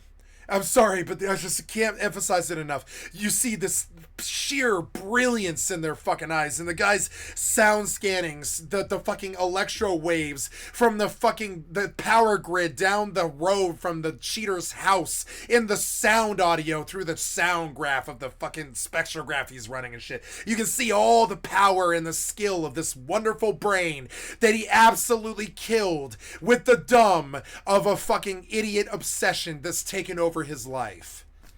This happens to kings. It happens to fucking emperors. It happens to Bill Nye. It happens to everybody. It happens to fucking everybody. They get into some tiff with some other fucking nerd on the same level, in the same fucking career path or something, in the same, appear in the same competition or something like that, or some gamer nerd who thinks that they're better than you or something like that. It's so stupid. And so they just fixate and they show up and they just want to prove to you that they're so smart by showing you how much better they are than you. And it's like, no, you become a fucking broken ass hamster loop stuck on dumb that just follows obsession wherever you go. Your obsession with graphs, your obsession with sound, your obsession with speedrunner. I'm sorry, speedrunning, like, come on, man. In his chat. I'm quite the opposite, and this is because I'm brain damaged and crazy and autistic in different ways. And one of the things I can't do is focus on anything that fucking long. You've got yourself about, I'd say any topic on the fucking planet isn't gonna get more than 13 hours from me. It might even be some dude who scared the fucking living shit out of my ex-girlfriend and threatened to kill her and ruin my life and scared the shit out of her, and then attacked me in a home, and then I had to like call the cops because he was gonna kill me with a circular saw, right? And all I could see in this fucking idiot's eyes, whether you're dumb, whether you're smart, it doesn't matter. The obsession in their eyes. You can see it. It completely kills every fucking brain cell in their fucking forehead. Now, the guy trying to blow the whistle, he's experiencing some kind of dissonance with what he's seeing. So he's just trying to explain what he sees. I have a lot more of an understanding of the nerd who's looking at the sound graphs than I do about the nerd who's speedrunning Breath of Fire 2. Or is it 3? I think it's 3.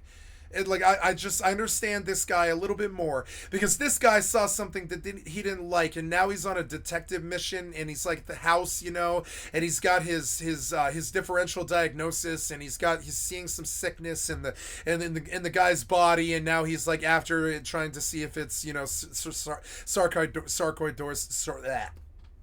sarcoidosis or something like that, right? And it's not sarcoidosis. It's not sarcoidosis. It's a dumb nerd who's cheating. And while I respect that he's a detective and he's on the hunt, and I respect people who do that, who try to bring the bad actor back, rein him back. I respect what he's doing, but in the style that he's doing it in, just seems like some kind of crazy tiff on the internet between two loud nerds, and I don't know what the value of that is. It's hard for me. The first thing Zeal notes is that when it comes... I know, because I was raised by a CEO, and she trained me to see the fucking value, the actual fucking value of the people around you, and use it when you need to. Build a company, or build a thing, or become a drug dealer, or go be a taxi driver, or be a WoW raider. It doesn't matter where you go. You build fucking like crews of people, and you set them up for success to give you what you need, to get you what you need. And that is leadership. That's CEO leadership. And so when I scan these guys with the CEO meter, it goes rat.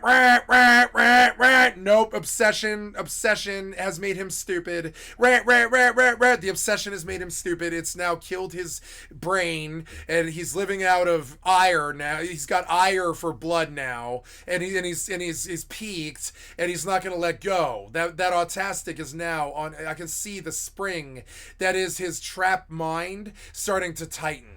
And this is going to go on for like 5 months. It's insane. This whole chain is going to go on for 5 months. This is my commentary on it. I don't care if anybody likes the commentary. This is my actual commentary on it. And I have some derision for this. Blind, dumb nerds who aren't dumb. They're just dumb by rote because their obsession has completely taken over their fucking lives. Completely, and they can't see it, and they'll tell you how much better they are than you all the time, and they'll tell you that how much you suck and how much they're gonna get you and all this and like all this stupid ass shit. But really, bro, if you weren't focused on someone else so much, would your life be this thing where you were worried about if you aren't so obsessed, would you worry about somebody else's life this much? No. And I don't find credit. I don't want to give credit to him for trying to hunt this guy either. If you just fucking let it be like a smart man, like you were warned, you need to let it be. But no, you want this Hatfield McCoy nerd battle, epic nerd rap battle of history. Comes to Blink's night segment, it wouldn't make sense for him to splice the same fight. This made history. It already made history. It's got 249,000 views in 20 hours. That's actually fairly big in the drama scene. Like, this is going to cause some waves for like 3 or 4 months. This is what we're going to hear in the speedrunner scene is Carl Jobs busting cheaters and these assholes fighting each other with their pocket calculators and slapping each other with them. You know, they've got the pocket calculators out of the fucking pocket liners now, and they got these pocket calculators and shit and pocket pens and stuff, and they're like slapping each other with them in this bitch nerd fight. And I'm sorry, but I don't really respect it. I'm sorry, I didn't respect it when Chris Rock fucking bitch slapped, or when Will Smith bitch slapped Chris Rock. It was like two nerds, but one of them an extremely successful comedian and another one extremely successful Hollywood actor. Two nerds go and have a bitch tiff fight in the middle of an awards ceremony, and you can just tell that you can see the obsession in both of their fucking eyes. You can just see it. And sure enough, the bitch slap comes out and they start slapping each other with their fucking pocket calculators. It's so dumb. It's so dumb. I can't stand seeing nerds fight like this, particularly because they're more intelligent than this. They were raised better than this. You know what I'm saying? I've never been in another tiff with another person that didn't force it on me that I just started ignoring. I do not obsess about other people's fucking lives. That is the purview of a fucking loser. If you're trying to bring down the other speedrunner, you're just killing the scene. You're not saving the world from the evil speedrunner who gets 40,000 views for running Breath of Fire 3 45,000 times in a row or whatever, right? So it's like what did you attain here from destroying the poor speedrunner? What did you attain here? He's obviously good enough to do Breath of Fire 3 in 5 hours, whether he's spliced or not. What the fuck do you care? It's like Jonas Salk in the polio battle in the race for the prize thing. The minute that a nerd's pride is at stake, it's like Marty McFly and Chicken. Their eyes go red, the IQ goes zoom, like that's that Office joke where Michael puts his finger outside of his crotch and he's like boom. Yeah, this is what happens when we see nerds that like get red eyed, like they're like the red eyed gaijin or whatever, and they're gonna go crazy like a bull and start charging you and shit, charging at the other nerd in the room or whatever. And like when we see this, we're just like, nope, clear out, let the nerds fight. Nerd fight. And then you see the smart geniuses at work that have all the tech jobs and all the high IQs and all this come down to almost fist fight blows on the internet or something like this. And you're just thinking like, God, that IQ has got to be 132. But the emotional intelligence is down around 6. The emotional intelligence is a thing. It actually is. You become so autistic that you've reduced down to the common denominator of 6 when you used to have an emotional intelligence of 92. But then you saw some other nerd that you want to kiss or something. I don't know what the fucking problem is. Or you just can't stand the idea of another nerd cheating when everybody in the world cheats, or whatever the fuck problem is in your weird nerd head about righteousness, or I've got to go get this guy like he's my Moriarty and I'm his Sherlock Holmes. No, I don't want a Moriarty. I don't care about obsessions, and this stupid shit is so dumb. It's so dumb. And yet I love trolling them to their fucking face live, right to their face. And sure, the drama's great. I got my popcorn. I ate it. The drama is good. But like, over, as that would make it easy. I got my popcorn, and I literally got my popcorn, and I ate my dinner, and I watched this, and I just see two, I'm sorry, a lot of hot noise coming out of two nerds. That's all. It's like, get two nerds, a bunch of hot air at once. It's the same thing. It's like. So he deduces that if Blink is splicing, he must have created a ton of good night splits. When it comes to... Yeah, if you're going to cheat the world record, I would imagine you probably spent about 3 weeks trying to build a flawless fucking looking video, wouldn't you?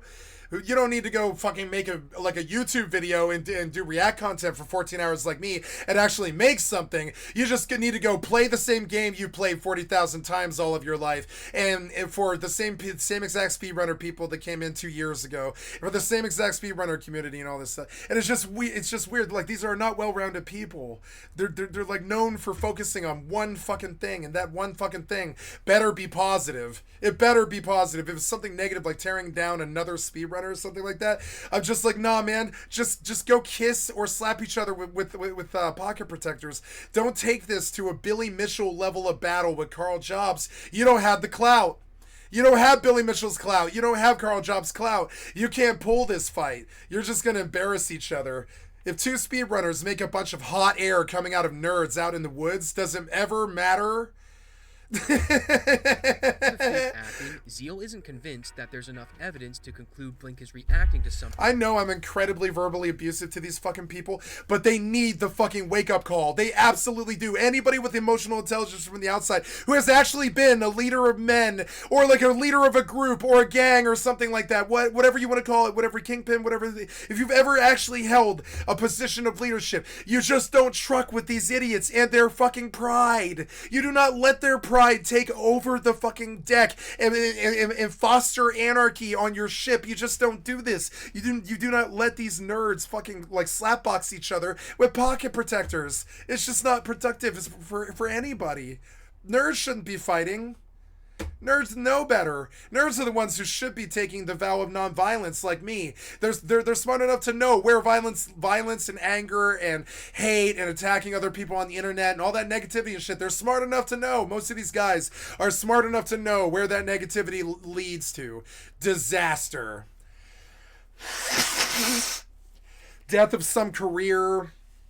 Maybe a suicide or something. Or you ruin some speedrunner who's cheating.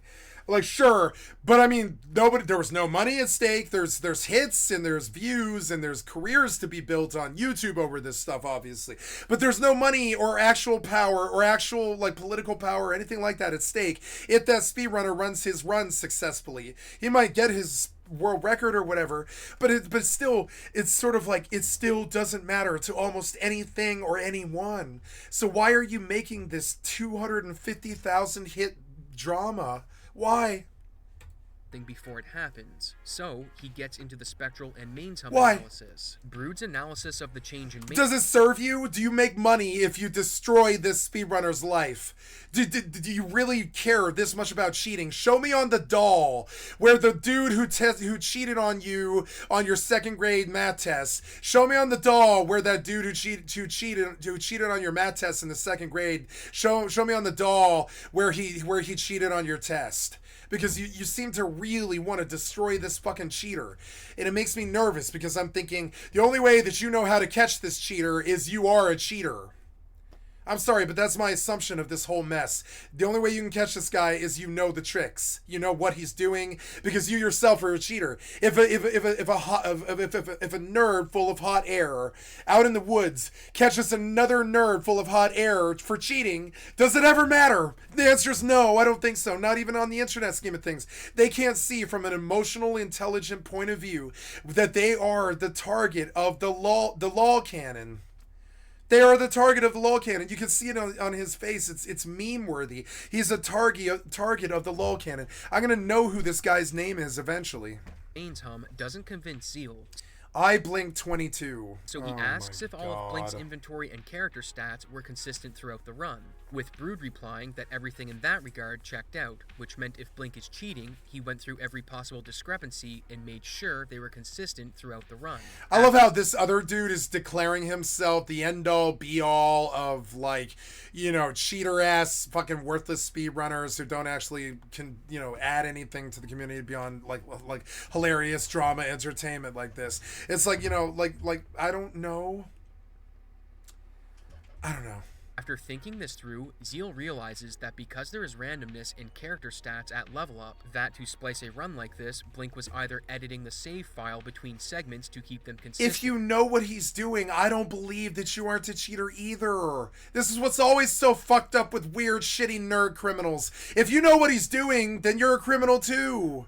How do you know what he's doing? I didn't know what this shit was. How do you know what this shit is? Because you sit on cheater forums all day long trying to yell at, like, Dream or whoever the fuck to see if Dream's run was real or whatever the fuck. It's just so dumb. And you watch the runs over and over again and get all day long trying to emulate the runs and all this stuff. I get it. I've had obsessions with games too. But like, this is a different sort of thing. This is trying to... build a career out of nothing through full-blown false statement and cheating. And then there's the nerd who's trying to stop all that, who will die, like Carl Jobs, who will die on that fucking hill.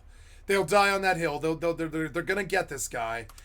Because they can't send cheaters any more than me. But the problem is, if you guys were actually good nerds, you would understand that all of it is negativity. None of it is product. None of it is productive. Like the hatred from the fans against the cheater is non-productive to the fucking speedrunner scene. Nobody knows if you're cheating. I don't trust the speedrunner scene at all. Am I surprised by this shit? You guys wonder why I talk shit about speedrunner scene all the time. It's because this is all we ever hear about them. This is all I've ever heard out of them since 2006. I watched a documentary back when I was in college. Like drunk on vodka and shit. Like drinking White Russians in college. I had an era in college where I would drink nothing but White Russians and play Rock Band 4 and do my college homework and shit. That's all I did. And I'd go to school and like for 2.5 years and shit. And in that era, I remember when they did a documentary about Billy Mitchell's fucking cheating way back in like 2004. And here we are in 2024, 20 years later, and now you want to emulate all of this cheater drama because you saw how much interest Billy Mitchell got. But I mean, when you really dig deep down into the the cult of personality people on this planet that have lived here in the last 100 years, you're gonna find thousands and thousands and thousands of individuals who have lied out their fucking ass in every single way that they possibly could all of their lives to attain the position that they're in. And Billy Mitchell's not any different from almost any of them. I'm not trying to protect him. I'm trying to say that, like, it doesn't matter what he did. There was no competition. There was no money. There was money at stake. But I mean, he actually did, like, beat these games. He actually did clock world records. I mean, so if he's capable of clocking the world records, I don't care if he cheats on his speedrun. I care if you care, because obviously you're upset. But from the outside, which is everybody else's view, this just does not matter. It does not matter. Could redo the next section. I'm going to prove it. I'm just going to get the fuck off it right now. It doesn't matter. This shit doesn't matter. There's no more drama in the video. It's boring. This shit does not matter. Idea. I don't want to hear about fucking stupid ass, what's it called? I don't want to hear about that game. Assassin's Creed. A consumer-friendly GPU for the masses. It's a $250 12GB VRAM 4060 killer. Nice, hey! Finally, a cheap-friendly GPU for the masses. Yay. A consumer-friendly GPU. Markiplier predicts honey scam in 2020. Okay. Games under $5. Steam Winter Sale from Badger Plays. Russian WMD chief assassinated by the Ukraine. Let's listen to War Fronts, because I think I'm kind of behind on this. Did the British government really murder a whistleblower? That one might be pretty good. Decoding the Unknown. How to Make Indie Games in 2025 with Edmund McMillan. The Gulf of Tonkin Incident, explained and deconstructed by Sean Munger. That might be pretty fun. Let's listen to the Gulf of Tonkin.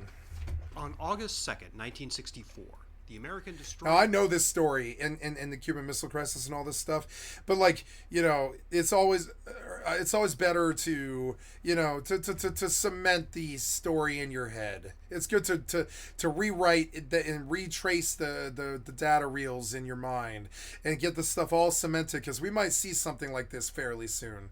In the next, like, 20 years, we might see another Gulf War crisis. We need to pay attention to this stuff. Not Gulf War, but the Gulf of Tonkin, excuse me. USS Maddox, operating off the coast of North Vietnam in a body of water called the Gulf of Tonkin, was attacked by 3 torpedoes. No, Tonkin, I'm sorry. I'm thinking of Bay of Pigs. I'm sorry. I'm very tired of getting towards the end here. Bay of Pigs is what I'm thinking of. I don't want to learn about the Gulf of Tonkin. I wanted to learn about the Bay of Pigs. So, Russia's population problem from war fronts. This is a pretty big hitting video. Let's go see. Russia. Simon Whistler is goddamn on fire. He is the most successful person on YouTube, I guarantee it. He has 7 fucking 1 million sub channels or something like this. He really does. He's got 7 of them. And every day he just gets in, he records for like 7 hours for like 5 podcasts. And he's making so much money. He probably makes like $50 million a year or something like that. It's insane. He probably makes like literally like at least like $2-3 million a month off this. I guarantee it, because you can see it. 156,000 views in 24 hours. Warfronts, when I last looked, was at 700,000 subs, and that was like 3 weeks ago. Is running out of Russians. So, what are the facts? You can tell a good, level-headed British dude who just tells us the news and weighs in is like crack to these people. We need somebody who isn't an unhinged cartoon character. I wish Simon Whistler was American, and I wish he would run for president, because he knows more about what's going on in the world than I think anybody else in the world, maybe. You know, maybe the AP, the people that run the AP, they've got maybe a little bit more of a beat on it than him, and maybe Al Jazeera. But I mean, he is like the most successful independent journalist in the world now, short of maybe, I think, like Jon Stewart. Right, but I wouldn't even call Jon Stewart an independent. He's got a huge crew. So does this guy. But like, understand, but you know, Jon Stewart was on CNN and shit, like not CNN, HBO and all that stuff. He was like actually on the networks. This guy is never going to be on the networks. He's always going to be a YouTube star, and like, I mean, at least I assume. And so, you know, and so because there's more money in it and it's easier, and he has the gall to the sheer gall to run like 7 channels all at once. I don't think I could do that to people. I think a channel is so fucking personal that like having more than like 3 or something like that is insane. But I mean, being a journalist, all he has to do is regurgitate the information and weigh in. That's something you can literally do while you're regurgitating the information. It's genius what he came up with, and I'm jealous of him, because all he has to do is read the news as some fucking writer hands him every day and keep his voice in shape and make $50 million a year or something like that. He's making more money than Asmongold, faster. He came in faster. Demographic crisis is... He came in faster than Mr. Beast. He's got like 6 channels, and they're all at 1 to 3 or something like that. Russia really facing. I like all of his channels. There's Warfronts. There's like there's like the Conundrum, I think. There's all these like there's like 4 or 5 of them. How the fuck do you do 5 podcasts like daily? And he does like all 5 podcasts daily too. Like how, I mean, I couldn't do that kind of work. I mean, you're just gonna become this like literally walking vocal cord. And then everybody just values you for your vocal cord, and they just want to get you on the mic again and get on the mic again, Simon. You know, he probably gets sick of it. I couldn't imagine a life like this. Success is a curse. It's like a full-blown curse. I begin to realize now that, like, yeah, it's loser talk kind of, that I just didn't have any money my whole life, didn't really have a wife or a family my whole life or anything like that. It was a burnt-out bum from the fucking lower class that just sort of burnt out and did a lot of drugs and fucked up, you know? And I would say that the amount of work that it takes to be this successful is far, far worse than what I just did with my life. I'd rather just be who I am and have done with what I did with my life than to be this dude. Well, Russia's population today stands at around 144 million people, and it's been that way go back since on the New World. 1990s. Russia for decades, alongside the USSR before it, used various strategies and tricks to stave off population decline and keep the number of people in Russia at a stable level. But as we've entered the 21st century, several factors that have been working against Russia have started to get worse, paving the way for a potential rapid decline in population in the near future. The yearly growth rate of the Russian population fell in the 90s and simply never recovered, and now those demographic issues are coming home to roost for the Kremlin. Today we're going to go into detail about how Russia's birth rate, its death rate, its level of migration, and the war in Ukraine are all contributing to future Russian population decline. In highly populated oblasts like Leningrad and Sevastopol, Russian women, on average, give birth to less than one child in their lifetimes. Reuters reports that the Kremlin described the crisis as, quote, a disaster for the country in 2024. Russian President Vladimir Putin has seemingly understood the scope of the issue for quite some time. In his inaugural 2000 address to the nation, Putin warned that Russia could become an enfeebled nation due to its population decline. In the 2010 census, it was recorded that 20,000 villages in Russia were completely abandoned, with another 36,000 housing fewer than 10 people, according to Al Jazeera. In 2022, the situation became so bad that President Putin reintroduced a Soviet-era medal to be given to mothers alongside it went away. those who gave birth Damn to it. 10 children. It's fair to say that the Kremlin is clutching at straws. But what are the reasons for this decline? Just how did this situation get so feeble? The first, and one of the most important factors to look at in controlling a population's relative growth, is the birth rate.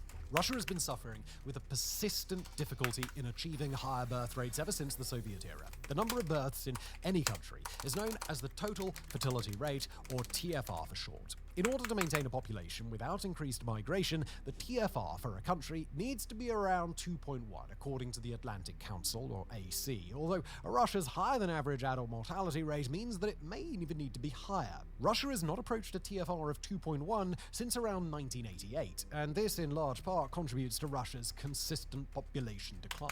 One reason for this is the legacy of Soviet policy. Russia in the Soviet era had less access to effective birth control, and there was a resistance among Russian men to adopt the use of condoms. But Simon, I hear you cry, surely that led to more pregnancies, and, well, you'd be right. But many of these pregnancies were unwanted, and with no other solutions, abortion was widely utilized. American economist Mare Feshbach was able to calculate that the Soviet-era abortion rate averaged 7 abortions per woman. Japan, too. Is also linked closely to China. birth rates. When a country is doing well and times are good, people have more kids because they are in a position to financially look after and raise them.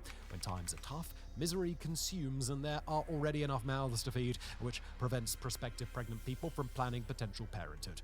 Even in the Soviet era, many struggled to get by, which meant that the birth rate What do among you mean, certain even in the sections of Russia Soviet has era? struggled for decades, and when pregnancy did occur, economic circumstances may have pushed women towards options like abortion instead.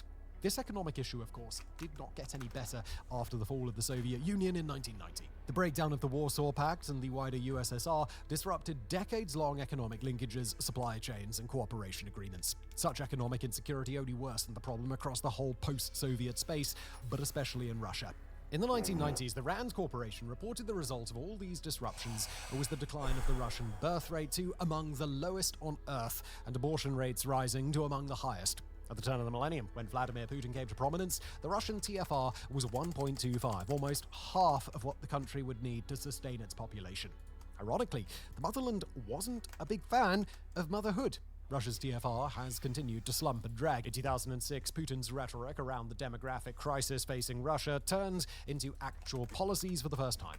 At the time, the president, still in his first term, launched a national agenda to try and bring the birth rate back up again. The Kremlin prioritized and emphasized a program known as Maternity Capital. This offered incentives to women for the birth or adoption of another child, usually in the form of financial compensation. The funds would be paid to a family when the state-incentivized child turned 3 years old. The funds could be used for housing, the child's education, the mother's pension, and even assistance for children with disabilities. It might be the most progressive policy Putin ever produced. This has since been amended over time to include payments for a first child, as well as improving housing. This did encourage additional births among rural populations, but in urban populations, where the cost was higher and 70% of the population lived, it failed to make a dramatic impact. Russia's TFR did increase a little, though, and by 2007 it was 1.39. It even reached a peak of a staggering 1.8 in 2015, but this was owing to a larger number of Russian women reaching childbearing age and an economic boost in the form of high oil prices. But again, it didn't last. By 2021, the TFR was back to 1.49. In 2022, the Center for Eastern Studies claimed the Russian birth rate was at 9 per 1,000 residents, making one of the lowest in the world. The Atlantic Council reported that by 2023, births reflected the lowest fertility rate in the past 2 or 3 centuries in Russia. The ongoing war in Ukraine, financial difficulties in Russia itself, and the increased misery that is born from that has ensured the birth rate is still declining.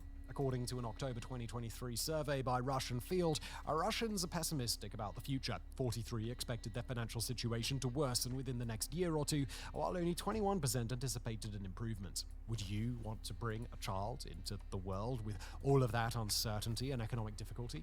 It's a choice a lot of Russians have declined. But there may be more consequence to Russia's population decline, and that's not how often Russians are born, but how often they die. It's not just the birth rate of a nation that is important in assessing its population projections. Arguably, more important is the death rate. As the higher the rate, the faster the population will decline, and the more measures need to be introduced to stop it, as well as the more births are needed to successfully offset it. But this isn't easy. Russia has been unable to solve endemic issues in the nation's public health system that have been contributing to a higher death rate for decades now. Throughout the life cycle of the Soviet Union and the Russian Federation, unhealthy diets and lifestyles, binge alcohol consumption and accidents have all contributed to higher than average mortality numbers.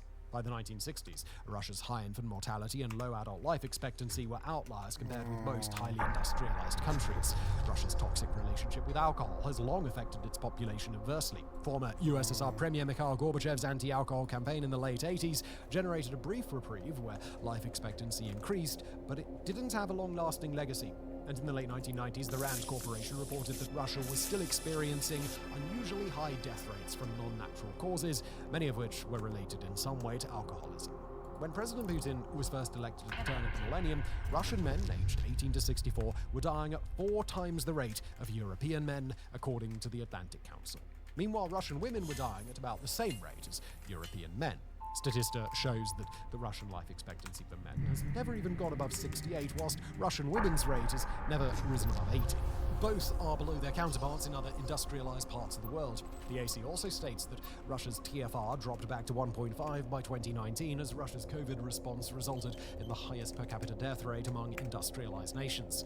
Even in 2022, and not taking into account the Ukraine conflict, Russian men die at twice the rate of European men. Russian men die, on average, 6 years sooner than in Bangladesh, another nation which has faced immense financial hardship. So, the birth rate has plummeted, and Russia's death rates are some of the highest of their near peers in the entire world. So, how do you remedy a situation like that? Is Russia's population doomed to slowly wither away to nothing? Well, not exactly. Moscow does have a few tricks up its sleeve to slow the decline. One of those tricks, migration. Another key factor that influences a population's growth and decline is its net migration, which just means the number of people coming into the country to live and work minus the number that leave.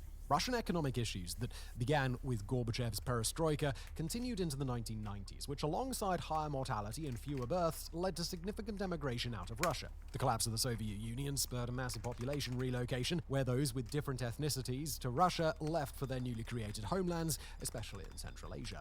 This reorganization also led to an immigration crisis in Russia proper, as Russians who were in other parts of the Soviet Union returned to the motherland. Data from the Russian State Statistics Service, Goskastat, indicate legal immigration peaked at 1.147 million people in 1994 and declined each year thereafter, shrinking to 350,900 in 2000 and just 70,000 in 2004. These declining numbers and the ongoing demographic issues weren't exactly a secret, as we saw from RAND's 1997 report. This makes the Russian government's choice to adopt a highly restrictive legal migration law in 2002 all the more baffling. This law came even despite Putin's comments on the demographic crisis just 2 years before. The remigration did largely offset the population loss in the 90s, despite huge hits to public health and the economy, otherwise dragging it down, but it could not last. There were only so many Russians living in former Soviet republics that chose to come home. By 2005, though, it was clear this wasn't working, as the number of those returning to Russia was diminishing each year on average. This may have later prompted Putin's various policy attempts to bring the birth rate back up. It's not simply a question of ensuring enough people come into the country, however, but also the number of people who've left. Even before the war in Ukraine began, Russia had been experiencing a significant brain drain, a phenomenon where educated people in a population leave a country en masse to seek a brighter future elsewhere. Educated Russians were choosing to leave in favor of work in places like the US, Europe, and even China. 3 places that prospectively offer higher salaries and better quality of life for the educated. The Atlantic Council reports that just before the war, Valery Falkov, Russia's Minister of Science and Higher Education, told Putin that the number of scientists in Russia was declining. Nikolai Dolgushkin, the Russian Academy of Sciences Chief Scientific Secretary, reported that emigration by scientists had increased from 14,000 in 2012 to 70,000 in 2021. Russia was the only developed nation where the number of scientific personnel was shrinking rather than growing. This is a far cry from the thousands of dedicated and intelligent Soviet scientists committing their work and lives to the USSR in years gone by. Russia has had to increasingly turn to migration in order to keep the economy going as the Russian population continues to falter. In the late 2010s and early 2020s, there was a dramatic increase in the number of Russian passports issued to foreigners, from around 269,000 in 2018 to a record 735,000 in 2021. This suggests that the Kremlin currently treats naturalization as a method to fill demographic gaps. However, this too has failed to address the core issue of population decline. It will not make people live longer or have more children by itself. The Center for Eastern Studies stated that since 2020, positive net migration no longer compensates for the natural population decline in Russia. It is no longer enough to simply bring more people in. This will have long-standing consequences for Russia's demography as a whole, as the more non-ethnic Russians brought in to bridge the employment gap, the less dominant the Russian diaspora becomes over time. This is a lose-lose situation for the Kremlin, and in 2022, a certain conflict made the issue of migration a whole lot worse. Of course, we're yet to talk about the 3-day special military operation-sized elephant in the room, and that, of course, is the ongoing war in Ukraine. As you might imagine, the number of Russian soldiers, conscripted or otherwise, who have been killed in the fighting is growing daily. This is naturally exacerbating the demographic crisis that Russia is facing at home. The USA puts the total number of killed and wounded Russians at around 315,000. The UK's Ministry of Defence puts the number at 450,000, and the Atlantic Council goes as high as 500,000, as corroborated by French intelligence. If you want to know more about how these figures are calculated, take a look at our Counting the Dead videos on this channel. Heavy casualties in Ukraine means a smaller population of Russians will have to fill those gaps in the economy by taking up jobs vacated by now deceased or wounded soldiers. Russia's unemployment rate is already very low due to the war and existing crisis, and the economy may be forced to shrink in order to accommodate having fewer workers. The consequences of the war isn't solely placed on the soldiers, however, when it comes to demographic problems. Women in Russia are choosing to forego having children, and women themselves are also being sent to fight in Ukraine in small numbers, mostly from prison populations. What's more, hundreds of thousands of young and educated Russian citizens have left the country in order to avoid being conscripted by Moscow, further contributing to a severe demographic decline. It's hard to know just how many potential soldiers have left Russia in the mobilization panic. The Atlantic Council reports that as many as 700,000 Russians are currently living in Dubai. If that is any indicator of the wider trend, well over 1 million Russians may be currently living outside of their nation. In 2023, the Atlantic Council stated that the number of people trying to return to Russia was the lowest in a decade, with mobilization being a likely deterrent. Kremlin appears to have tried several strategies in order to enlist as many soldiers as possible, whilst also trying not to damage ethnic Russian populations too much. And so where are Russians getting the majority of their soldiers? Rural areas, of course. Non-ethnic Russians appear to be targeted for conscription more than ethnic Russians, as Central Asians working in Russia have also been rounded up and sent to join the front. The AC states that a study of the Uzbek community in Russia reports that many Uzbeks have been arrested for minor or contrived offenses and sentenced to elaborate prison terms, often of 15, 20 or even 25 years. Once in prison, they are offered the Wagner option of volunteering to fight in Ukraine. Many likely take the offer, seeing it as the only choice to hopefully survive and return to their lives once the war is over. This is a double-edged sword for the Kremlin, as whilst it doesn't put as many ethnic Russians, Moscow's priority, in harm's way, non-Russian birth rates are higher, especially in more religious communities like Chechnya and Orthodox regions. Utilizing the few people whose birth rates in Russia is actually above the rate of replacement doesn't seem overly sensible in the middle of a demographic crisis. But there is a war on. The soldiers have got to come from somewhere.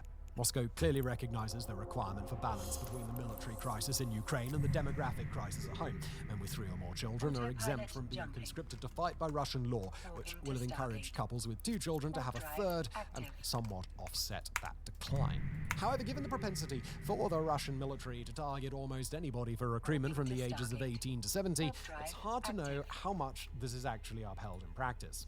The Russians really will take anybody they can get. One way to make up the number of soldiers is with prisoners, as we've seen in the Wagner Group strategy. This recruitment pool has continued to be used after the death of Wagner boss Yevgeny Prigozhin and the integration of Wagner into the Russian armed forces. Ironically, those who had originally made the deal of bullets for freedom served their 6 months in the military and were dutifully released, whilst many non-criminal recruits have been fighting continuously in Ukraine for years now. Many of their contracts not set to end until the war does. We have also seen soldiers' wages in Russia continue to steeply increase as fewer people take the gamble to risk their lives for a financial incentive. The Kremlin is getting desperate. It's not just from more fringe groups inside of Russia where soldiers are conscripted, but outside Russia as well. The AC reports that individuals from Nepal, Syria, and India have been recruited to work in factories or as guards at various venues in Russia. After they arrive, their passports are confiscated and they are sent to fight in Ukraine. What choice do they have so far from home with no passport and no way to defend themselves? In addition to higher wages, prison offers, and straight-up kidnapping people from other countries, another inducement to attract foreign fighters is the offer of Russian citizenship. If these commitments are honoured, the result will be to add more non-Russians to the country's population who fought alongside it and therefore, in theory, share similar cultural values. Although we cannot imagine how having Russian citizenship is in any way advantageous right now, considering it's a one-way ticket to the front. Perhaps desperate enough economic migrants from Central Asia would make the journey in hope of providing a better future for their families once the war is over. However, even this may not be overly enticing, considering that one may well be able to move to Russia post-war with a similar result through employment rather than getting bombed and shot at. The demographic crisis is not going away. Russia will still need the workers post-war. Migrants are not stupid, and many may have seen the writing on the wall when war broke out. According to the Center for Eastern Studies, there are half as many foreign workers in Russia in 2023 as there were in 2021. It does also represent another demographic issue with the war in Ukraine, as able-bodied working men are being made casualties in the thousands every month, so the Kremlin must accept higher levels of immigration in the short term in order to fill those gaps in the economy. But Russia has been on this path for more than a decade. In 2014, when Russia illegally annexed Crimea, it added 2.4 million people to the Russian population, at least by the Kremlin's own figures, but this limited the natural labor pool that already flowed into Russia from Moldova and Ukraine. As a result, after 2014, labor migration in Russia was limited to mostly just 5 Central Asian countries. In 2023, half of Russia's labor migrants came from Tajikistan alone. So why do this? Why in the middle of a demographic crisis did Vladimir Putin choose to start a military conflict with a neighbor which only made said crisis a million times worse? Well, there are a few explanations. The first being that big bad Vlad thought Russia would easily win. Lest we forget that special military operation was only to last 3 days, with the toppling of the Zelensky regime, the capture of Kiev, and the integration of Ukraine into the Russian motherland. If handled successfully, it would have added 38 million more people to the country with barely a shot fired. Putin was led to believe that the Ukrainians would welcome the Russian invaders with open arms as liberators. So, them choosing to take up arms against those forces so effectively definitely proved a shock. This means that whilst invading Ukraine may have been seen from the outset as a demographic crisis solution, the extension of the war has only exacerbated the problem. Putin's rhetoric at the start of the war was that Ukraine was Russian, its citizens were Russian, and therefore it should be a part of Russia. So adding nearly 40 million Russians to the declining population would be an easy way for the Kremlin to go some way to fixing their demographic crisis.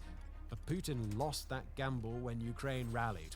They were Ukrainian, and they did not want to join Russia. It may also be possible that Putin wasn't totally misled, but saw the writing on the wall.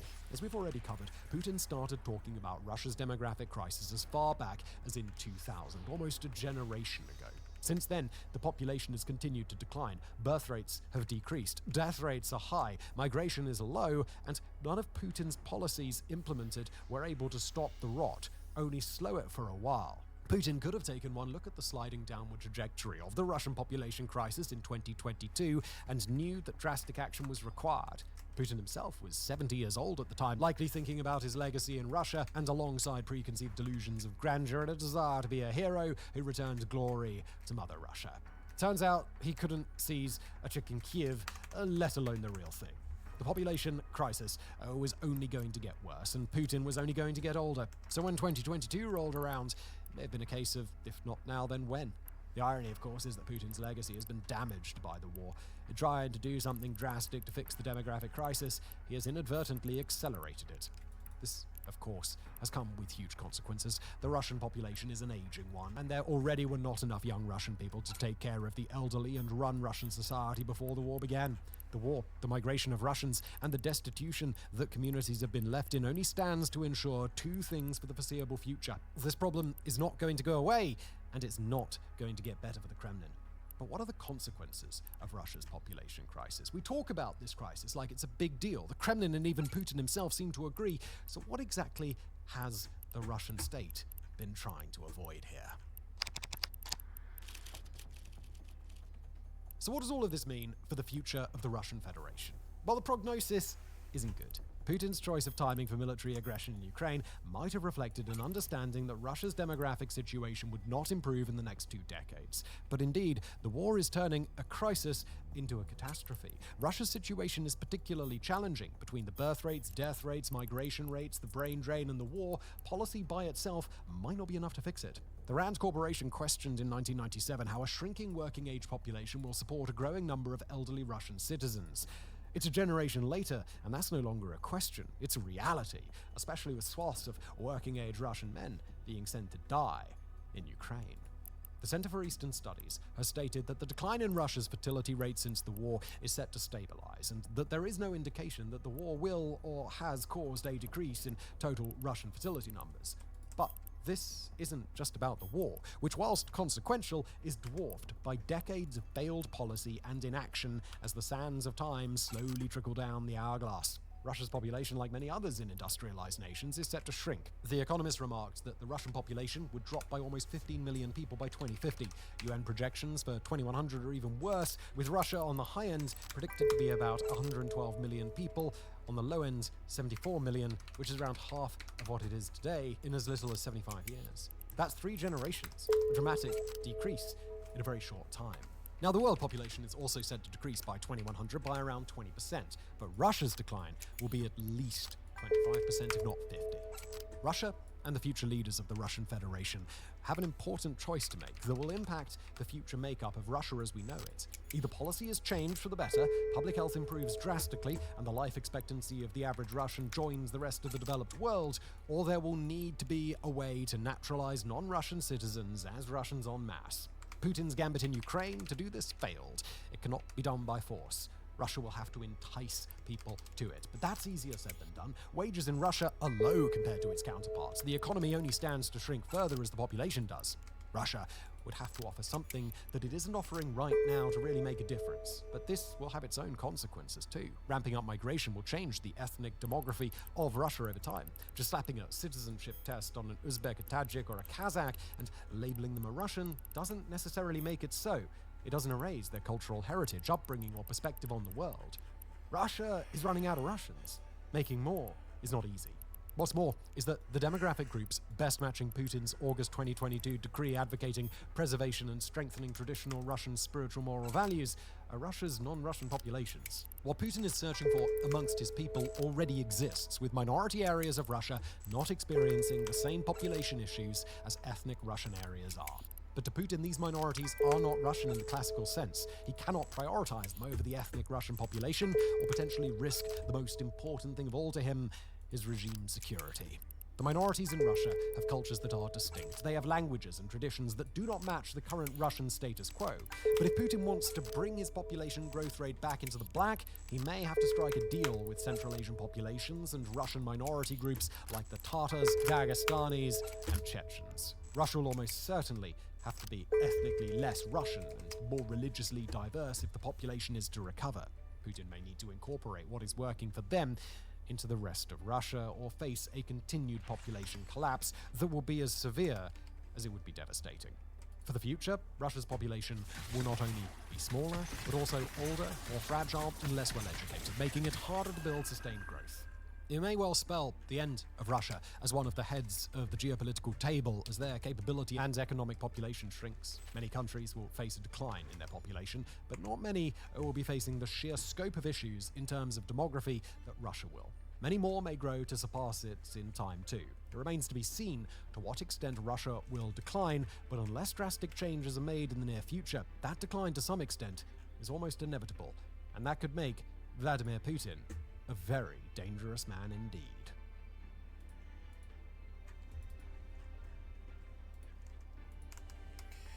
Yeah, I learned a lot. It was really good. Thank you, Warfront sub. Like this sub to your channel.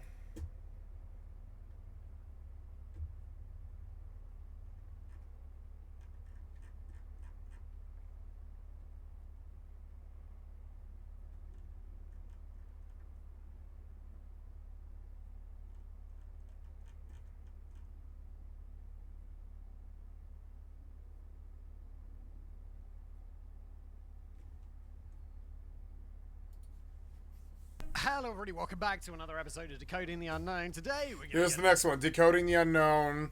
Warfronts. There's one called Conundrum, I think, unless I'm getting it mixed up with something else. There's the initial casual criminalist. He has seriously like 7 really successful podcasts. He's gonna be like the most successful man in the world. And honestly, that clean cut, nerdy, like East Coast intellectual vibe, people really go for that Frasier vibe. That sells. If you're just like, you sound like a nice person. This guy does not have a methamphetamine heroin past, or at least I would assume not anyways. But who knows?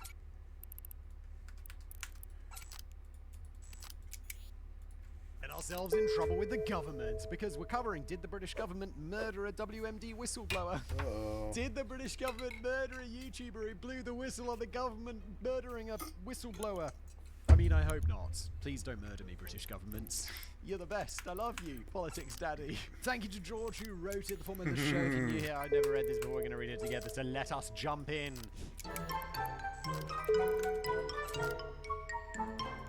There are political scandals, and then there are unmitigated, cataclysmic, and inexorable political disasters so large that they can be seen from space. The sorts that, if not properly contained, a potential to not only oust a leader and their closest goons, but to see entire age-old political institutions and machines get destroyed, and whole generations lose their faith in democracy itself. For example, when I say scandal, your mind immediately leads to something like the Watergate scandal. But that was what? A bit of wiretapping and document pinching. Stuff like this has nothing compared to what we're going to be looking at today. Well, I think the difference is, Watergate, we know, was true. Whereas the British government killing a WMD whistleblower, I mean, if that was proven to be true, would be like majorly intense. Whereas Watergate is like, yeah, we know that happened. And while it would be less intense, it's like, we know it happened. Just let me interrupt today's episode to tell you about our fantastic sponsor today, and that is Vessi, longtime friends of the show. Look, autumn is here, the weather is changing, and the good news is, no matter if it rains, no matter if it's dry, your socks will always be dry, thanks to Vessis. Vessis are made of a material called Dymatex, which basically makes them waterproof. So that's not water resistant, by the way. It's like, oh yeah, if it rains for like longer than 5 minutes, your socks will get wet. No, it's waterproof. It could be absolutely pouring it down. You could dip these into water up to here, and no water's getting in. Kind of like a pair of wellies, or rain boots, I think is what Americans call them. So fantastic pair of shoes. And also you think, oh, in autumn it can also be a bit warm sometimes. Are my feet gonna sweat because they're waterproof? No, the Dymatex material's totally breathable, so also no sweating. These are their new pair of Tidal sneakers. These just arrived my way, and they are a great looking pair of shoes. They got this like nice orange accents, which I find very stylish. Just a good looking stylish pair of shoes. They're also super lightweight, and yeah, great new pair of shoes for autumn. So look, whatever you're up to this autumn, grab yourself a pair of Vessies. And yeah, I mean, you got that umbrella, you got those Vessies, you're going to be staying perfectly dry all over. So head on over to vessi.com/back to today's episode. The scandal in question, which occurred in the United Kingdom during Tony Blair's tenure as Prime Minister, saw him blatantly ignore the largest protest movement that the nation has ever seen in order to start an expeditionary war in Iraq, with the supposed justification that Saddam Hussein's Iraq's then leader was building weapons of mass destruction, or WMDs, and as a result posed a significant threat to international security. Unpopular opinion here, but I mean, given the information at the time, and also the fact people seem to forget Saddam Hussein already had weapons of mass destruction in the past and used them, biological, chemical weapons. So, but that's only the beginning of it. Because as the Iraq War, as it came to be known, was in its nascent stages, and the aforementioned protest movement was at the height of its momentum, a whistleblower who had been speaking to the media about Iraq's real WMD capabilities turned up dead, and naturally, given timing like that, many were quick to suspect that he had in fact been assassinated. But was he actually? Sometimes it's just a coincidence, like the Boeing thing. That the fact that those Boeing whistleblowers, one of the two of them who died, and it's like, do I believe that Boeing actually killed them? I mean, really think it's pretty goddamn unlikely. Do I think the timing is really suspicious? Yes. Well, that's what we're going to be getting to the bottom of today, and I don't want to give any spoilers, but, well, let's just say that there's a lot that doesn't make sense in a first read of the official story, and you might just not need a tinfoil hat to entertain this one. Oh my, I'm always, conspiracy theories. I don't think there's really anywhere I've been like, yeah, this one's real, but I'm always got my mind open.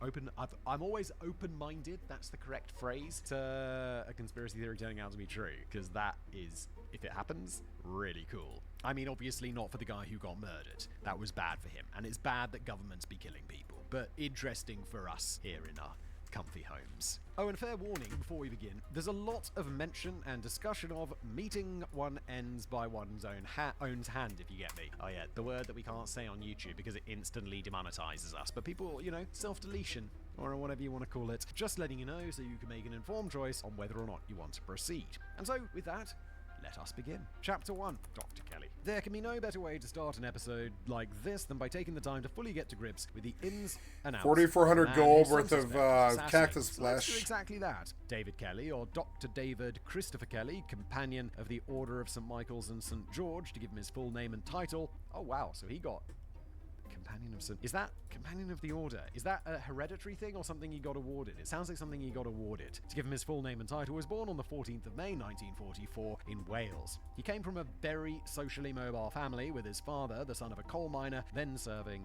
in the Royal Air Force as a signals officer, and his mother, then employed as a teacher, being the daughter of a grave sculptor. Wait, I thought you said he came from a socially mobile family. Doesn't that mean that they made lots of money? But while his family may have been socially on the up and up, it wasn't exactly what you'd call a stable one, as his parents, who had only gotten married in late 1940, eventually divorced, not even 2 years after his birth. This was clearly something that left quite the negative mark on Dr. Kelly, as while he remembered his grandmother, who took him and his mother in following the divorce very fondly indeed, and couldn't say enough positive words about her to anyone who would listen, he basically never spoke of either his mother or his father, even as a schoolboy. We can also be reasonably certain what caused the divorce, as while it isn't explicitly stated anywhere, his father remarried not even 2 weeks after the divorce had been finalized to a woman 10 years his junior. It's like, I wonder what happened there. I wonder why he doesn't like to talk about his dad. With her, he then went on to start a whole new family, settling in Kettering, where he became the head teacher at a local school, and having 4 children, 3 biologically and 1 through adoption. Despite the obvious openness of that they were bringing non-blood relatives into the family, Dr. Kelly was never once offered to join them. Oh my god, this dude, what a dickhead. He just goes and starts a new family and forgets his old family, where he has a kid, for fuck's sake. He would go on to lose both of his parents at a reasonably young age. Not young enough to make him an orphan, mind you, but certainly young enough to cause plenty of damage, both to his mind and situation, with his mother dying of a sleeping pill overdose in 1964 when Dr. Kelly was merely 19 years old, and his father dying of lung cancer in 1981 when he was 36. One is clearly much worse than the other, but certainly either age is far too young to lose a parent. Agreed. Faced with all of those difficulties, Dr. Kelly chose to deal with it via basically the only productive avenue open to a young man in the late black and white days, hurling himself full pelt into his work. Oh, that's good. I thought George was going to be like, and he hurled himself into a bottle. And you're like, no, Dr. What was his name? Kelly, no! But instead he's just working through the pain. I like that. First, he blitzed the entry exam for Pontypridd County Grammar School, where in addition to knocking out some absolutely banging exam results, he also became head boy and the darling of the school's athletics team, with all of that making for one hell of a resume when he came to apply for further education, and he found himself at Leeds University studying for a bachelor's degree in bacteriology. There he would also meet his future wife, Janice, with the pair finally tying the knot in 1967 when both had finished their undergraduate studies. It sounds like his life is going pretty goddamn well, to be honest. After Leeds, it was off to Birmingham University, where he scored himself a master's degree in virology, which he in turn followed up with a doctorate in microbiology from Oxford University. While at Oxford, he also began his professional life, taking a part-time researcher role with the university's insect pathology unit. Is that looking into sick insects? That's very specific. With him working there while completing his studies. And with him receiving the highest possible grade in every single one of those degrees, a first, a distinction, and a pass respectively, it's safe to say that brains didn't come much more wrinkly than that of Dr. Kelly. Yeah, that's a hell of an academic record. Finished off with a doctorate from Oxford. This naturally put him in great stead when he finished his studies in 1971 and entered the full-time workforce, starting off as a postdoctoral researcher at the University of Warwick before heading back to Oxford once again to work at the university's Institute of Virology and Environmental Microbiology. There, he rose to become the chief scientific officer, with his particular research area of interest being the spread and proliferation of insect viruses. I never thought about insect viruses once in my life, and now I'm realizing, yeah, insects get little viruses. It's weird. But that was only the small time compared to what was looming in the near future, because in 1984, he got the big break of his life when he was taken on by the Ministry of Defence to serve as the head of the Defence Microbiology Division at Porton Down. And if you know anything about the British defence scene, you'll know that Porton Down is a big deal. Wasn't he also... Yeah, he was working at Oxford in their virology and environmental microbiology department. That's also pretty good shit. Under his leadership, the department, which had only been a modest little thing previously, it grew significantly and undertook a huge pivot to focus nearly exclusively on defences against biological weapons. Thanks to this, those drugs I mentioned in my tangents, George has a little side note here, which says, for those of you not familiar with Porton Down, it's worth paying the place some lip service for wider context. I made a video about this. It's like, it's where Britain experiments with, you know, chemical and biological weapons. Yeah, they talked about this in V for Vendetta. Facility located near Salisbury in Wiltshire and is operated by the Ministry of Defence. In a nutshell, it's basically where everything related to biological and chemical weapons happens in the UK. Historically, this tragically involved the developing of them, with weaponized anthrax strains and the very deadly VX nerve agent all being creations of Porton Down. I forgot VX gas was made at Porton Down. The British government making VX. Good job. Thankfully, the development of new WMDs on the site has long since ceased. Yeah, allegedly. And today it concerns itself purely with its original role, the defence against such weapons. This sees it host the UK's only facility for safely disposing of chemical ordnance, as well as laboratories that develop and refine various countermeasures against them, with chemical treatments for nerve agent exposure and potentially weaponizable pathogens such as the plague and anthrax, all being among the things it works on. That's one of the interesting things. Like, yeah, no, it doesn't make super weapons, but they also don't they also have to like take viruses and make them extra deadly so that they can then create like cures to them, assuming that bad actors are also going to make the viruses extra deadly? You probably won't be surprised to hear then that this is a place plagued by controversy, pun intended, even with its new, outwardly cuddly and fluffy modern purpose. Thanks to him, the British government found itself with truly world-leading biological defence capabilities, which came in handy indeed during the Gulf War of the 1990s, in which Saddam Hussein deploying such weapons was a major concern. Oh, so sorry, it was biological weapons then in the Gulf. I thought it was chemical. My mistake. Dr. Kelly's new role also saw him get out of the lab and begin trying his hand at field work, with the decontamination of Grunard Islands and uninhabited Scottish islands being completed under his watch, as well as repeated trips to newly independent Russia as the leader of a US-UK effort to see old Soviet biological weapon caches and manufacturing facilities completely destroyed. He did well at this too, and so would find himself sent to Iraq as well, where he oversaw the discovery and subsequent destruction of many of the country's bioweapon programs and caches. In fact, it's a shame that I'm only able to give you the footnotes version of his history in this contextual chapter, because between his lab work developing bioweapon countermeasures and his field work seeking out and destroying existing caches and production facilities, I don't think it's hyperbolic to say that you'd struggle to find a single human being from the 20th century who did more to protect and safeguard the world than Dr. Kelly. Sure, he may have worked for a place with a bit of a dodgy past, but he himself and the work he did there was incredible shit, and he was a bloody good egg. So, where did it all go wrong then? How did this most laudable man come to meet an early end, and what was it about his untimely fate that caused so much controversy and had some people speculating that he may have in fact been assassinated? Well, to answer that, we really need to zoom in on both the final act of his life and the wider situation around it, as it is impossible to fully appreciate the situation without having detailed understanding of both. So let's move on and do exactly that. Chapter 2. The Political Shitstorm. Now let me begin this chapter by saying two words that will unlock a core memory for every single Brit over the age of 40 in the audience. Dodgy dossier. Okay, I'm not over 40, so it's not unlocking a memory for me, so I imagine George is about to explain it. Also, the majority of our audience is Americans, so explaining it would be useful. For those of you younger than that, or who hail from other lands, allow me to explain why these two words are so ingrained in the minds of those particular Brits. You see, dodgy dossier, as first coined by Spiked magazine and later made mainstream when Channel 4 stuck it on the telly, is the commonly accepted shorthand for the ever so snappily titled Iraq, its infrastructure of concealment, deception and intimidation, a report that was published by the UK government on the 3rd of February 2003. Its purpose couldn't have been more serious too, as it was published with the intention of bolstering the case for military action against Iraq by, so this is that dossier, okay, I didn't know it had that nickname, by outlining the country's supposed attempts to continue developing WMDs on the down low, in spite of the UN-led disarmament effort after the Gulf War. Now, let me ask you something, folks. If you, say, were working as an aide-de-camp under Tony Blair or someone senior in his government and were tasked with the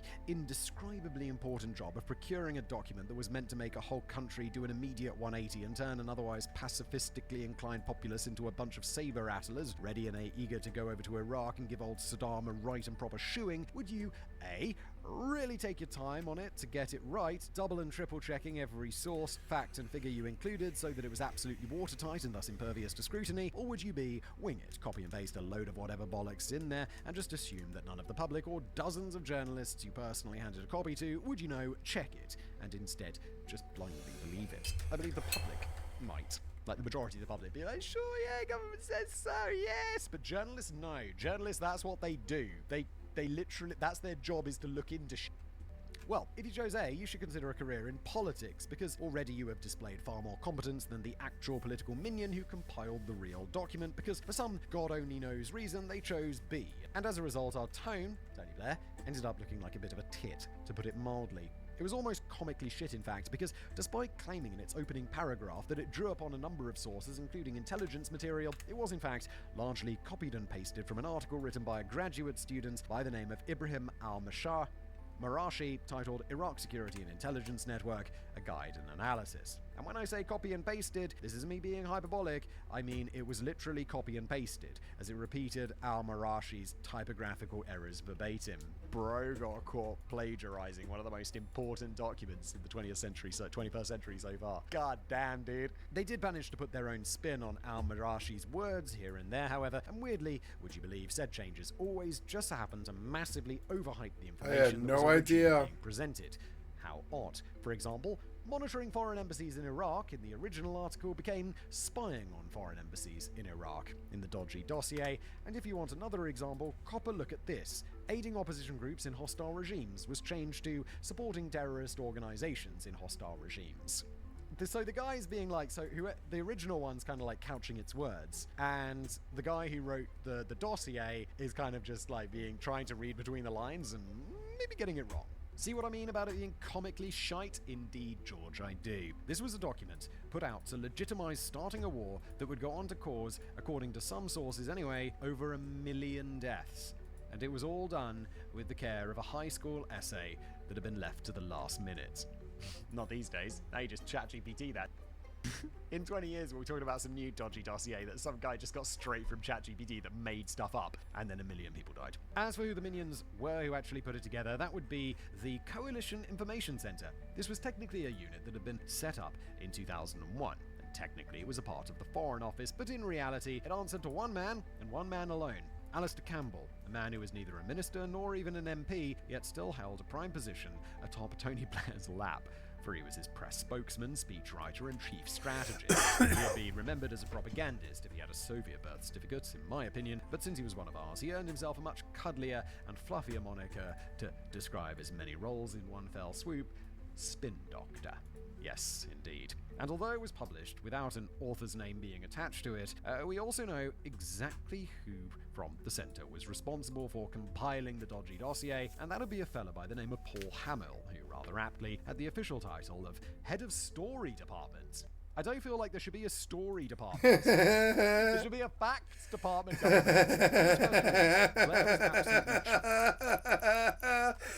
Oh no, I want to look into that. You just skipped over it because you just don't have an inquisitive mind, maybe. You're a little bit more of a vacuous journalist than I thought, but I don't think I could have passed over that. What is Britain's story department? Oh my god.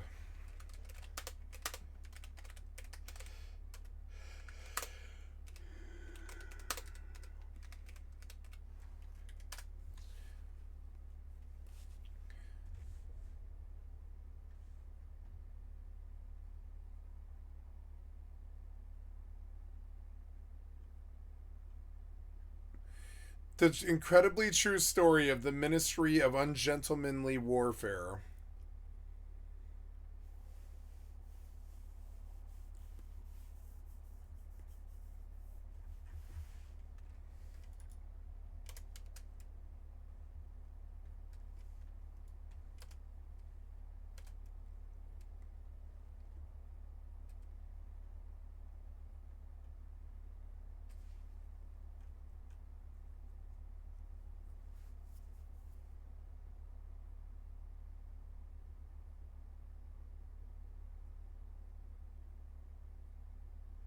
Oh man.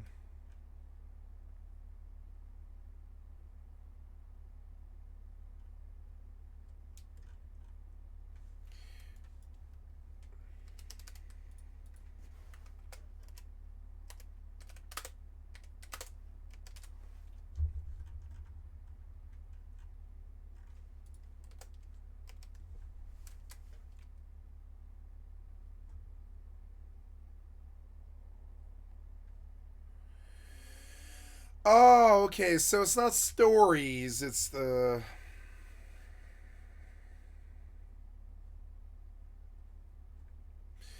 So there's just the National British Archives.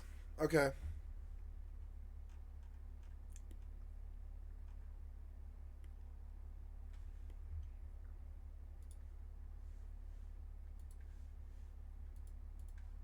Okay.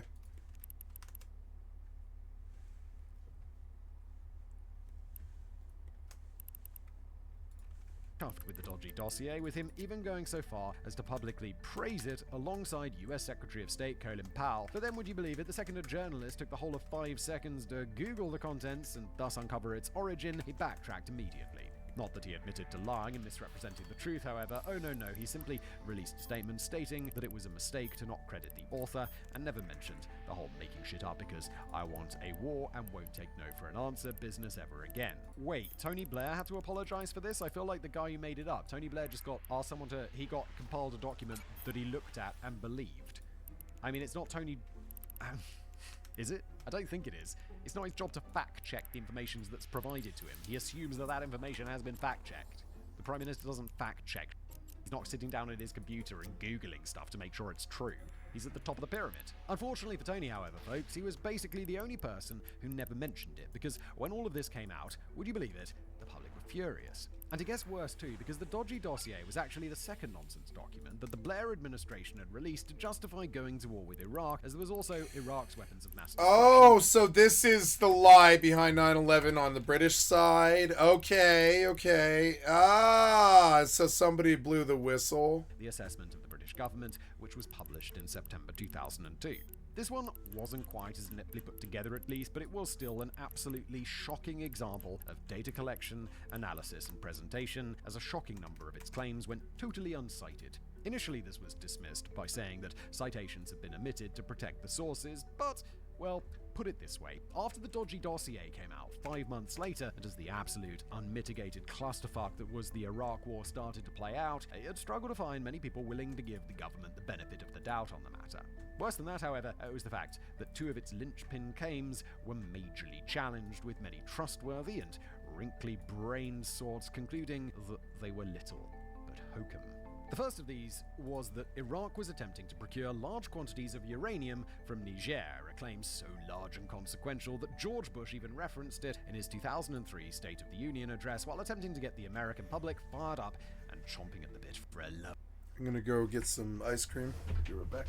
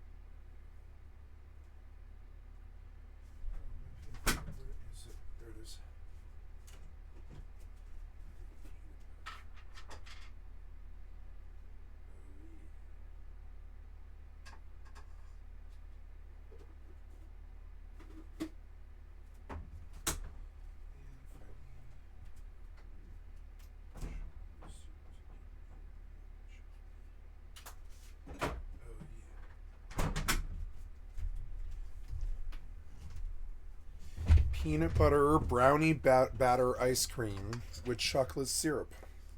It's only about 5 bites, but it's gonna be good.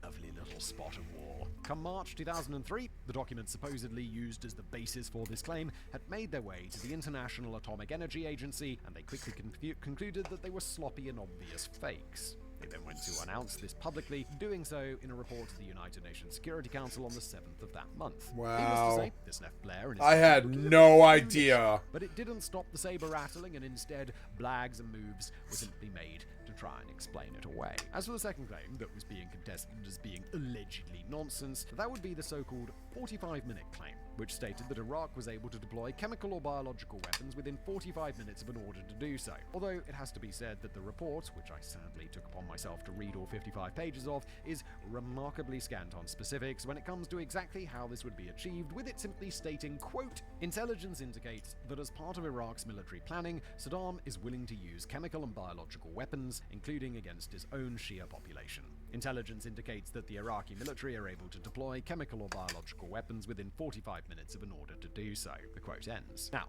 I know what you're all going to be saying now, folks. George, this is almighty interesting, to be sure, but we're nearly 1,400 words into this chapter and have yet to come to even a single mention of the good doctor yet, so what the are you doing? You're setting the scene, it's alright, let George be. And to you fine folks, I say, do not worry, we're getting there, as not only is this vital wider context of Dr. Kelly's story, but he also comes storming straight into the proceedings very soon, because given what we know about him, do you suspect he might have a thing or two to say about the cavalcade of absolute horseshit that was allegedly being trotted out about his expert field?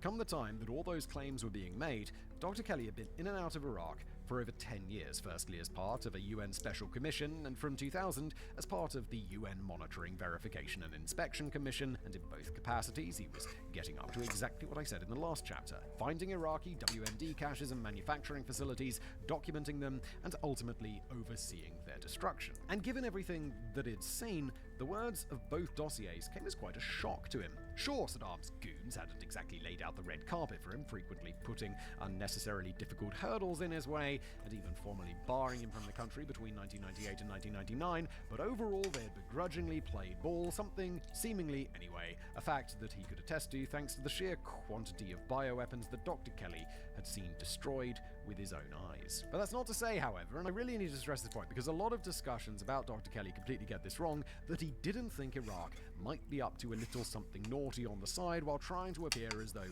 they were doing what was expected of them, because he was absolutely open to that possibility. It'd be weird for him not to think that given the hurdles and obstructions from the Iraqi government that I just mentioned, and even further still, there was the fact that Saddam never came out and fully admitted to the extent of his WMD operations, hence Dr. Kelly having to find many of the facilities and caches himself. Even put some hard figures down while pontificating on the matter, and highlighted some stocks that he thought might still be out there, specifically 8,500 litres of VX nerve agent, 2,160 kilograms of bacterial growth media, 360 tons of bulk chemical warfare agents, 6,500 chemical bombs, and 30,000 munitions capable of delivering bioweapons. At the end of the day, he was just a man interested in the facts of the matter, which as far as he could see them were simply not being accurately portrayed by anyone at that time. With that in mind, Kelly did the one thing that he could do and try and set the record straight, speak to journalists about the reality as he saw it, all off the record, of course. The first such conversation that we know about occurred in February 2003, after Colin Powell made an address to the United Nations Security Council in which he discussed supposed mobile weapons. I remember all of this. i.e. trucks and trains fitted with all the gubbins that one needed to make bioweapons so that they could be scooted around the country as and when needed, always staying away from the ever-watchful eyes of people like Dr. Kelly. Well, it seems like Dr. Kelly's very open to this idea. Powell also, quite eyebrow-raisingly it has to be said, claimed that these mobile labs could produce the same quantity of bioweapons in a few months as Iraq had possessed in total prior to the Gulf War. I'm no bioengineer, but given the difference in scale between a giant dedicated lab and a little thing bolted to the back of a train car, I'm nothing if not skeptical over this claim. I mean, also, but technology's moved forward. They've done it once, maybe they've refined the ability to do it faster. As for what Dr. Kelly had to say on the matter, that would be this, which he said to Peter Beaumont from The Observer, quote, "They are not mobile germ warfare laboratories. You could not use them for making biological weapons. They do not even look like them. They are exactly what the Iraqis said they were, facilities for the production of hydrogen gas to fill balloons." Yeah, okay, well, look, if the good doctor, who seems completely unbiased in this, says that, then I believe him. Following this, word of Kelly's expertise and willingness to speak to the press soon began to travel in the journalistic circle, and so more and more began approaching him for comment on a plethora of Iraqi WMD matters, with notable examples being Susan Watts, the science editor of the BBC's Newsnight show. He shared a 20-ish minute phone conversation with her, during which many things were discussed, including the now infamous 45-minute claim, in regards to which Watts' notes of the conversation say the following, quote, "A mistake to put in. Alistair Campbell seeing something in there, single source, but not corroborated. Sounded good." But there was one journalist in particular who Dr. Kelly would speak with that would really cause some waves and rustle many feathers. And that would be Andrew Gilligan, who back in those days was serving as the defence and diplomatic correspondent for BBC Radio 4's Today Show. The pair met up in person several times once the invasion of Iraq began in March 2003. As, after all, the never-ending clusterfuck that was that conflict created no shortages of points to go over, but it would really be their third meeting that would go on to be the really significant one, for in it they would discuss the very controversial dossiers we went over earlier in this chapter. We don't know exactly what was said, but we do have the notes that Gilligan made, and they read as follows, to quote, "Transformed week before publication to make it sexier. The classic was the 45 minutes. Most things in dossier were double source, but that was single source. One source said that it took 4, that should be 45 minutes, to set up a missile assembly. That was misinterpreted. Most people in intelligence weren't happy with it because it didn't reflect the considered view they were putting forward. Campbell Real information, but unreliable. Included against our own wishes. Not an original draft. Dull. He asked if anything else could go in.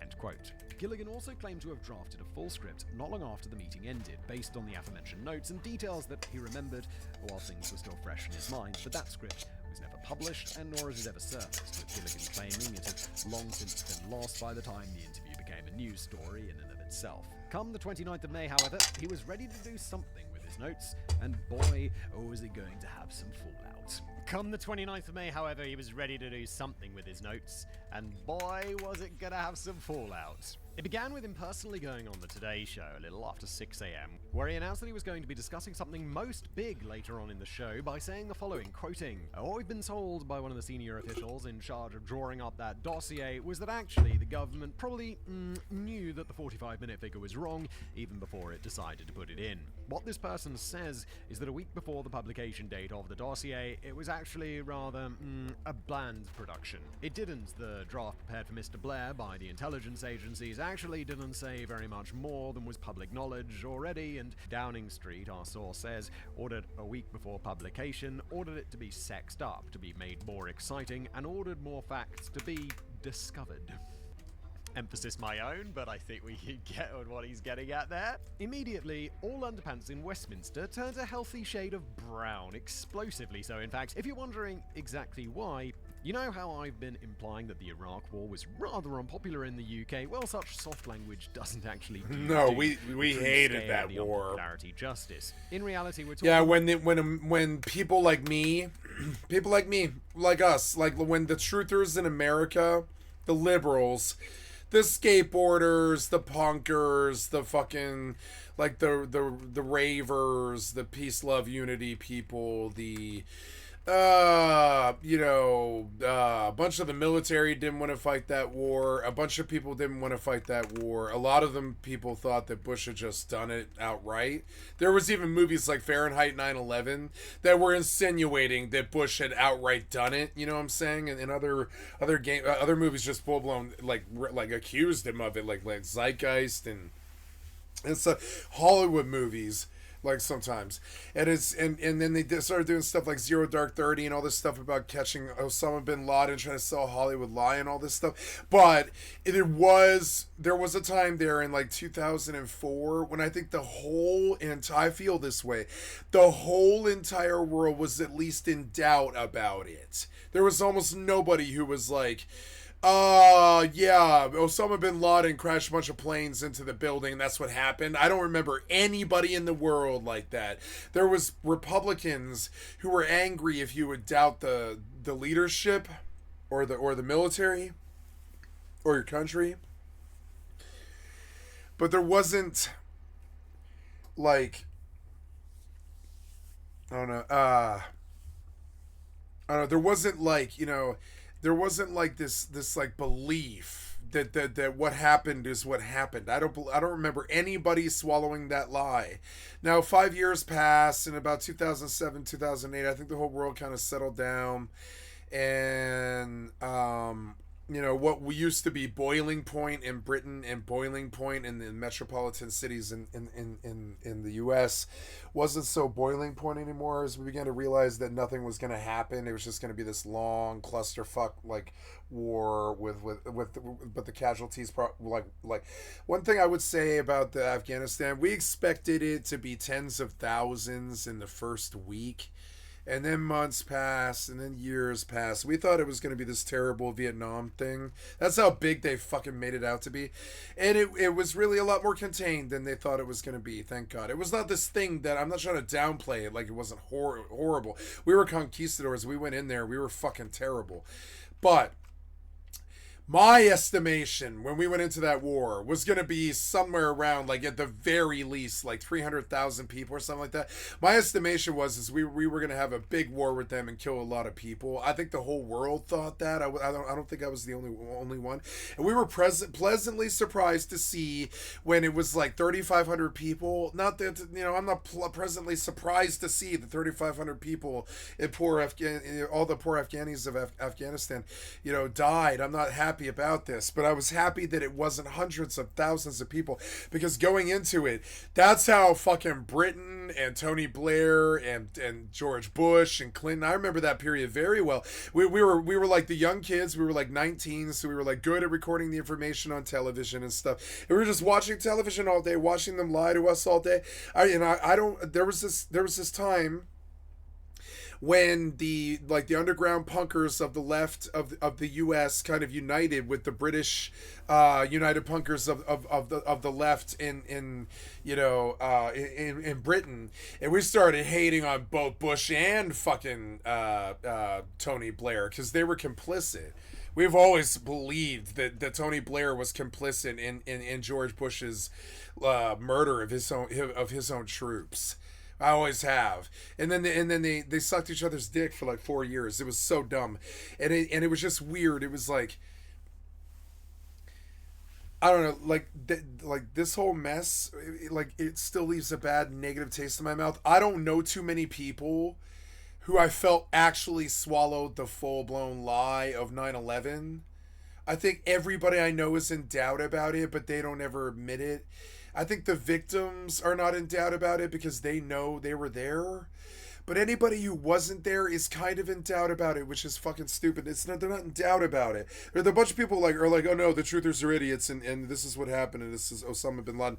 They all go to see Zero Dark 30 and shit like this. And they accept the Hollywood lie about Osama bin Laden when we didn't even ask Hollywood to tell a lie.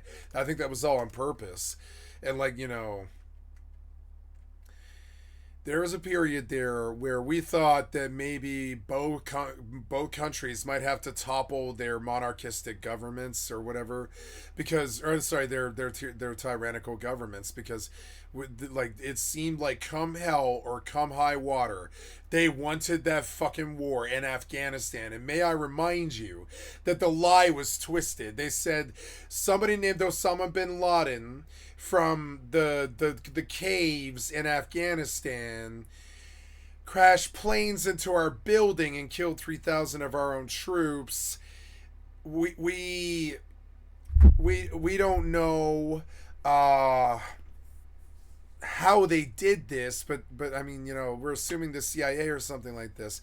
Now, but then remember, and I was there, I remember all of this, pretty much something like 10 days into the 9/11 affair, like 10 days into it, George Bush Jr. immediately started saying that Saddam Hussein had weapons of mass destruction and that they were all connected somehow. They're all a member of this crazy organization named Taliban, and they're all, at least that was the impression in the press, because we didn't as Americans, it was like 2001, we had no fucking idea who Tony Blair was. We had no idea. Who Tony Blair was. We didn't know if he was good or bad, or if he was in cahoots with the idiot Texan, or what was going on. We didn't know what the fuck was going on with Texan Blair. Tony Blair. We still don't. The Texan and the Blair. We still don't know what's going on with that. We still don't know what was going on with Colin Powell, but we didn't trust him at all. I didn't know a single person who trusted Colin Powell. Not a single person. Nobody trusted Alan Greenspan. Nobody trusted Cheney. Really, nobody in the world trusted Cheney. Nobody in the world. I don't think I traveled the world right after that. In the year 2001, I traveled the world. I would travel the world, but like France, Spain, and in London, and I went all over the world, and I didn't meet a single fucking person who swallowed the Cheney lie or the Bush lie. Like Europeans used to like offer it to us. People in Paris would meet me, and they would be like, I went to Paris before 9/11, but in London, they wanted us to let us know that they really didn't believe that either Tony Blair or George Bush were these legitimate politicians, and that they weren't these essential like fucking figureheads that had taken over the known world and taken us to war.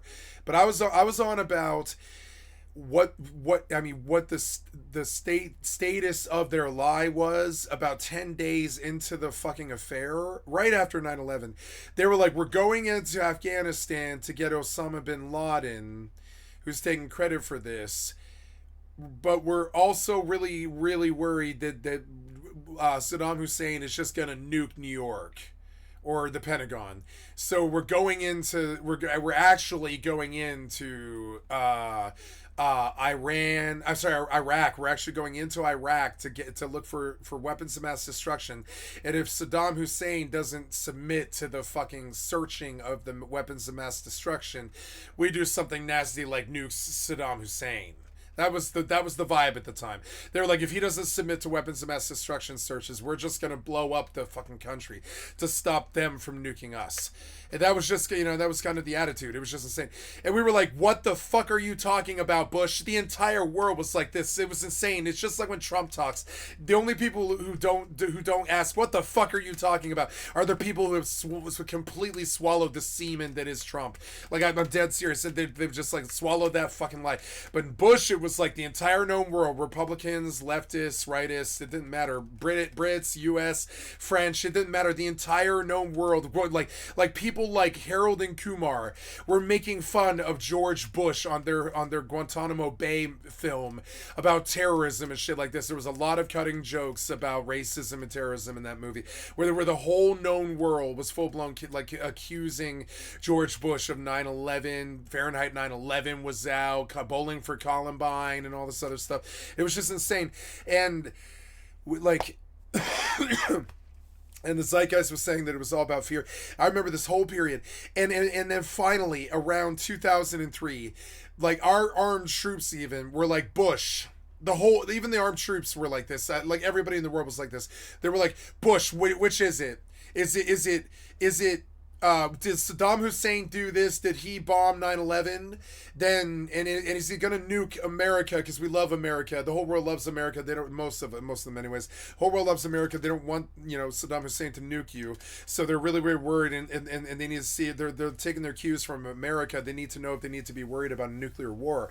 And he goes, oh, I don't know. We're going into the valley in Afghanistan to take over the valley and establish democracy in Afghanistan. And stop the terrorism. And then we're going to go search for weapons of mass destruction in that. Then they search for Osama bin Laden for 15 fucking years in a very, very small area with a very, very chaste people who are not going to protect him in any way or form. That's against their God. You know what I'm saying? A bunch of those people, it's against their God to protect somebody like Osama bin Laden. But no, for 15 fucking years, we searched every house. We searched in the forget the name of the valley. Is it Canaan or something like that? Forget the name of the valley. But yeah, we searched every fucking place in the valley. We took roadside bombs. We lost like 3,000 people and stuff. It was really bad, but it wasn't like this thing that he said it was. It wasn't like we're going over there to stop the terrorists from crashing planes into us. We didn't ever hear or see. I mean, we heard from Osama bin Laden a lot, or at least the construct that was the CIA rendition of, here's the CIA's rendition of what happened during 9/11, and it's just weird. It was all recited and it was all a lie, and everybody in the fucking world knew it. Like the television hosts were saying, Jon Stewart was saying it. He was like, I think George Bush might be complicit. It was insane. They wouldn't say it on television, but they would hint it. They would like, and they would do these like kind of nose jokes, about this stuff. And they'd be like, what does Bush know about 9/11? And they would make little like snarky things about this, but they would never directly say it. And like I remember this, and it's like, which one was it, Bush? I remember this whole period, and then Tony Blair just backed him in everything that he did, and then so both countries, both Britain and America, were like ready to chop off the head of their leaders. We were like ready to chop off Bush's head. We were ready to chop off Blair's head, both the Brits and us. We were so sick of the goddamn Republicans running us into the ground, into a 20-year war, getting 3,000 of our own troops killed, kibitzing with each other all over the place in the Middle East and all these other fucking places and stuff. Blair's bribing Bush, Bush is bribing Blair, Cheney's controlling both, Greenspan and fucking, Colin Powell, fucking Cheney, and who was the real asshole? I can't think of his fucking name. I can't remember. Newt Gingrich, were like for like 20 years, like I don't know, not 20 years. It was like 10 years. It was a long line of just the same 6 Republican names running in every piece of news for every country in the fucking world, and it was Cheney is evil. Bush is evil. Greenspan is evil. Colin Powell is evil, and Condoleezza Rice is evil, and what was the last one? It was Cheney, and Cheney controls them all. And then, you know, this was long before Trump was even a fucking twinkle in the Apprentice's eye. You know what I'm saying? Much less our eye. And, you know, and we just never seen anybody like these Republican despots before. We had seen Nixon. But see, Nixon was just corrupt. This shit was on a level of deep state fucked up, the 9/11 shit that, you know, I still don't buy it. And it's weird because I want to buy it. I'll tell you right now, I want to buy that fucking lie. I've been hearing it for 20 years. I want to buy that fucking lie. I really just don't ever want to think about this again. I can't stand 9/11. I can't stand the fucking lie that it rides. It's just, honestly, I want to believe their fucking lie at this point, but there's just never been, not the Warren Report, not the demolitionists, not the people, not the responders, not the corresponding videotapes, not the Pentagon, not the Warren Report, nothing, nobody, not the Brits, not Tony Blair. Has there ever been a scrap of fucking evidence, real evidence, that any of that ever was caused by some person in a sand cave, that they said he existed that didn't? We knew that the man had at least like both of these dictators that Bush went after, witch hunting, Saddam Hussein and Osama bin Laden. I can't say it without putting the quotes on it because I really don't believe the man exists. It sucks, but I don't. I've swallowed some stinkers in my lifetime, but not that one. I'm sorry. That one is like nah. I'm sorry. I don't believe anybody in the world did either. We all just accepted the lie. But that doesn't mean that we believed it. I don't think anybody in the world totally believes that 9/11 was just this clear-cut thing from some Al-Qaeda operatives who crashed some planes. I just don't think anybody in the fucking world really believed that lie. I think they're forced to accept it. But I don't think anybody I don't think even my mother totally accepts the lie as she wants to. We all want to. And so at that point, what do? Do you prosecute Cheney? Do you prosecute Bush? Do you prosecute Blair? Do you prosecute Gingrich? Do you take all of the heads out of the Republican Party and completely sever the fucking head off the Hydra that has taken over the American government and sent us to a forever war for 20 years just so they can steal oil from fucking Afghanistan or whatever the fuck, or whatever their vibe is? Or establish democracy like some kind of Helldivers 2 before Helldivers 2. It's so goddamn dumb. Helldivers 2 was disgusting. Their marketing was disgusting because it was kind of making fun of how bloodthirsty and shitty our blood rush was after 9/11. We went sweeping into their country, murdered 3,000 people, you know what I'm saying? And then fucking and we lost 3,000 troops too. And and it was just bad. And they were like, "What are you here for? What are you looking for?" And we're like, "We don't know, to establish democracy." And they're like, "We've had a democracy here since the dawn of man. What the fuck are you talking about? We've had leadership here since the dawn of man. We're the Arabs. We own this bitch." You know what I'm saying? And they're like, "What the fuck are you doing here?" The whole world was like, "What the fuck are you doing there?" The British public was like, "What are you doing there?" Everybody in the world was like, "What are you doing there?" And so now I think it's weird. We have a lot of little Eichmanns, at least 50% of the country. We've got a whole lot of little Eichmanns now who were lied to about by their father, who was watching Rush Limbaugh, listening to all the 850 KOAs of the world and all the fucking the rightist, right wing, Republican fucking news coverage and stuff, and all the Fox News stuff before it was even really Fox News yet. It was just a news outlet, and and I don't know where I'm going with all this, but it's weird because it wasn't just me. I don't believe anybody in the fucking world truly swallowed that tripe. I don't think anybody did. I don't think anybody in the world did. I think it's a myth that we accepted that we did. I think it's a myth. I think it's a myth that we've lied to ourselves about, that we have accepted that 9/11 was this outside job. I don't think so. I think that's a myth. I think almost the entire goddamn country and most of Britain and definitely all of France, I think, believe that and all of the Western Allied powers believe that America caused this false flag scenario. I think it's insane. They don't ever say it. We don't ever prosecute. We don't ever try and chop off Bush's head or anything like this, because the witch hunt doesn't benefit America. It only tears us apart. But it doesn't change the fact that we did not swallow anything that Tony Blair said for like 10 years.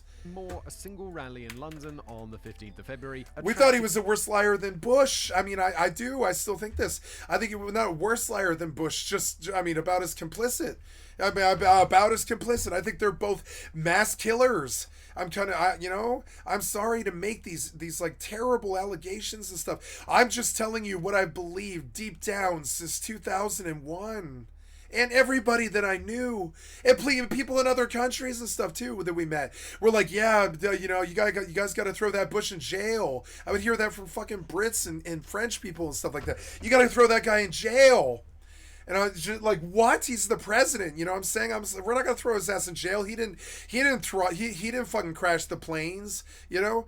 But I mean, yeah, 2 years later, we were like, yeah, he did. He crashed the planes. Within 2 years, we were like, yes, he did. He did crash the planes. It was insane. By Fahrenheit 9/11, we were like watching these Hollywood movies that were pretty much making full-blown, really overt, assumptions that he had just full-blown planned all of this, him and Cheney. And you know, and that shook this country so goddamn bad. And then right after that, like 3 years after that, we had the bank crisis in 2008, which shook this country the worst it's almost ever done, except for Black Friday. It was like the second Black Friday. The entire thing fucking collapsed, and everybody was a drug addict, and nobody had a home, and nobody had money. It was insane. My people were so sick. They were like so sick. They were like sick after that lie that our people told with their people just so they could all go over and sack the Middle East. That lie that they told, it turned this country sick. It turned Britain sick. Look at, we're seeing stuff now about destitution in Britain that's terrifying me. For shit from a year ago, I see titles on videos from a year ago that's like, somebody in Britain is living off of 30 quid a month now, and the destitution is real. And titles like that, like the destitution is real and shit like this. And you're like, what? It's goddamn Britain. They ran the known world for like most of them for most of the last 1,000 years. What are you talking about? They sacked all of the gold in every country. They owned the known world for like 1,000 years. What are you talking about? It's Britain. And like, you're like, what? You know? And it's weird, but then you hear destitution and we're all like, oh, I wonder why. The rich people stole it all. Just like here. Just like what's happening here. That's happening in Britain too. Those fucking assholes. They stuffed all that money in their fucking bank accounts and they just let the public starve. They let the Public Institute of Health decay to nothing. They make the process more painful than the fucking injuries. And then they just, and it's disgusting. And they learned all this from us. Oh, they use the same exact playbook.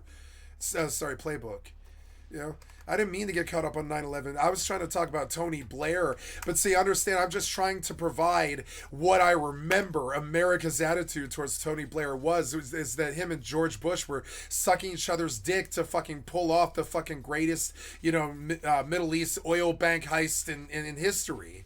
Starring Ocean's 11, the Ocean's 11 clowns, and I'm paraphrasing, right?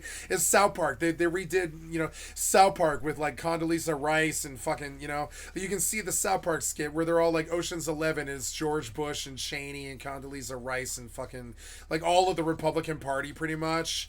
I'm sorry, but there was never an allegation that the Democrats had anything the fuck to do with 9/11.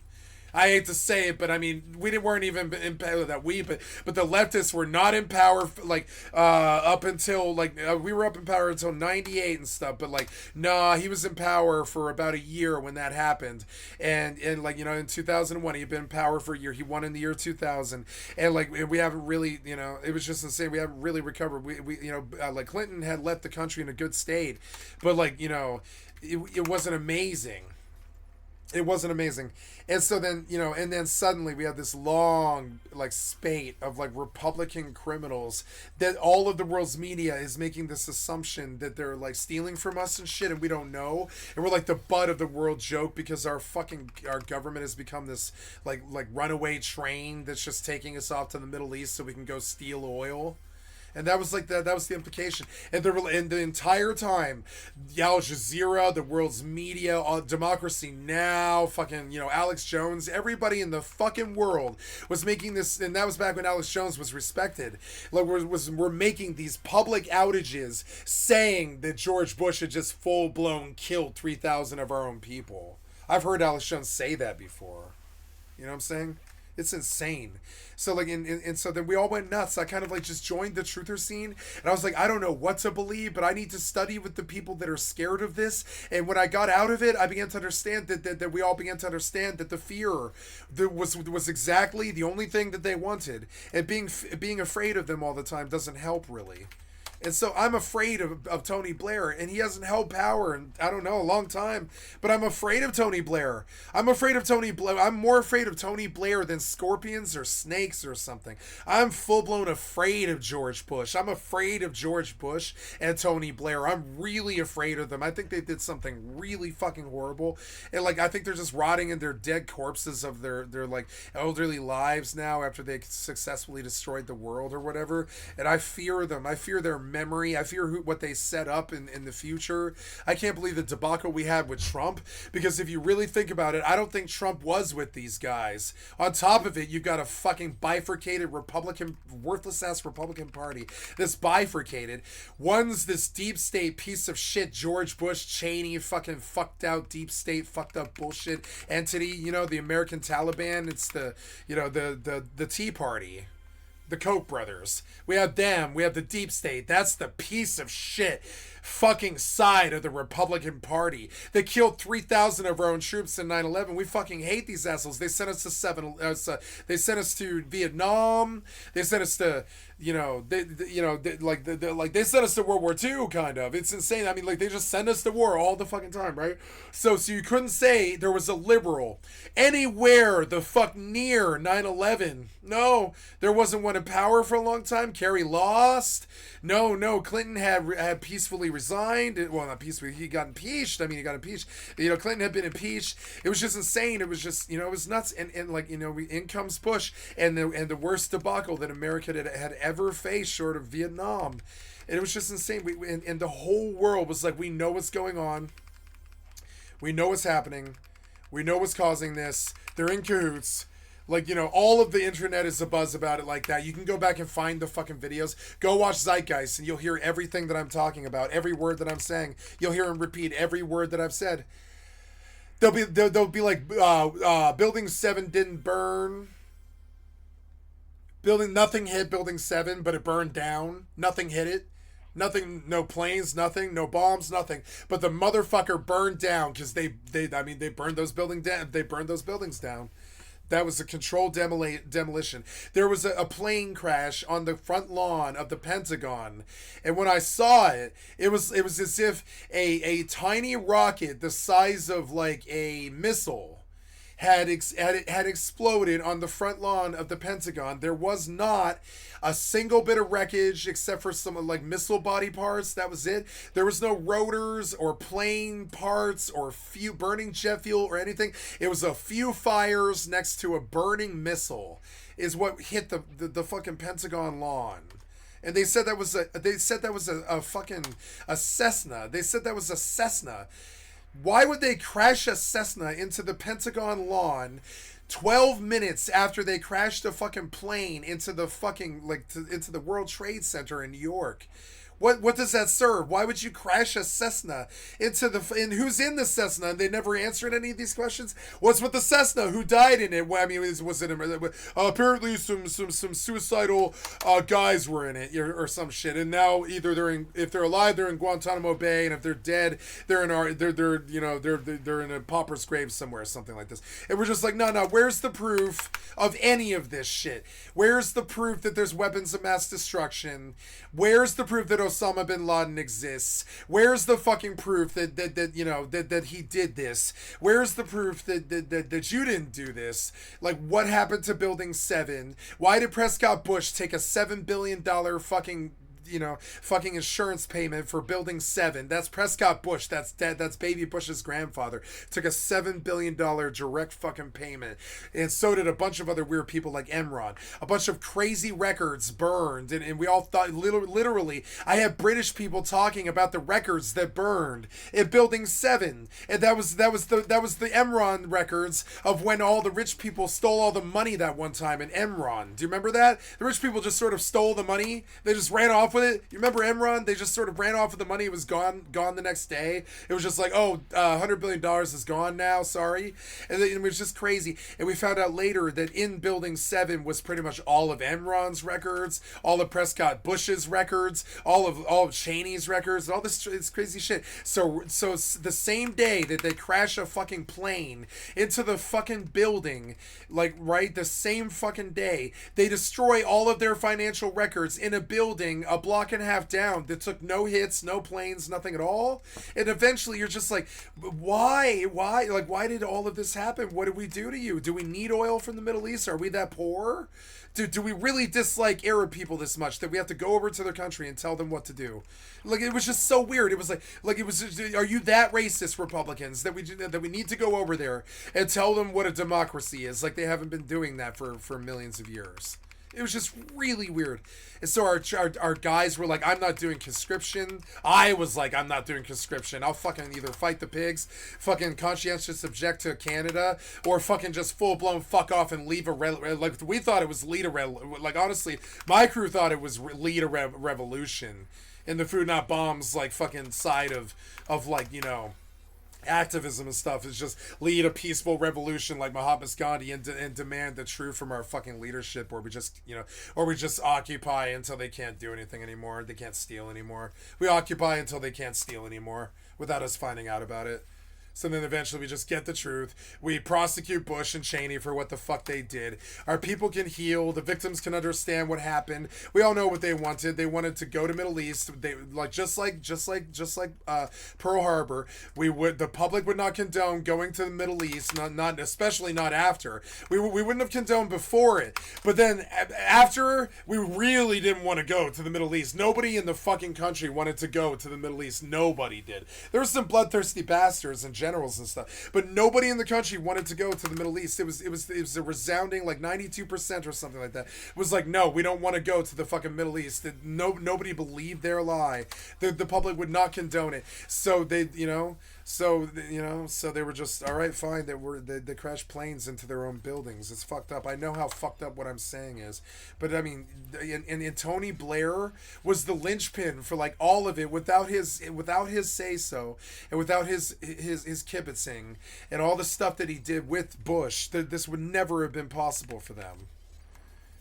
And this sucks because now the same poverty and destitution that they brought on us with the 2008 bank crisis when they stole all the money and they caused that endless war that snagged us up for billions of dollars and trillions of dollars in Afghanistan for no reason, with no foreseeable profit, no foreseeable reason, no foreseeable democracy, no foreseeable anything at all, just like the drug war. Complete fake bullshit, completely made up to just keep us in fear. No fucking success whatsoever. We just lost some lives. That was it. We didn't establish democracy there.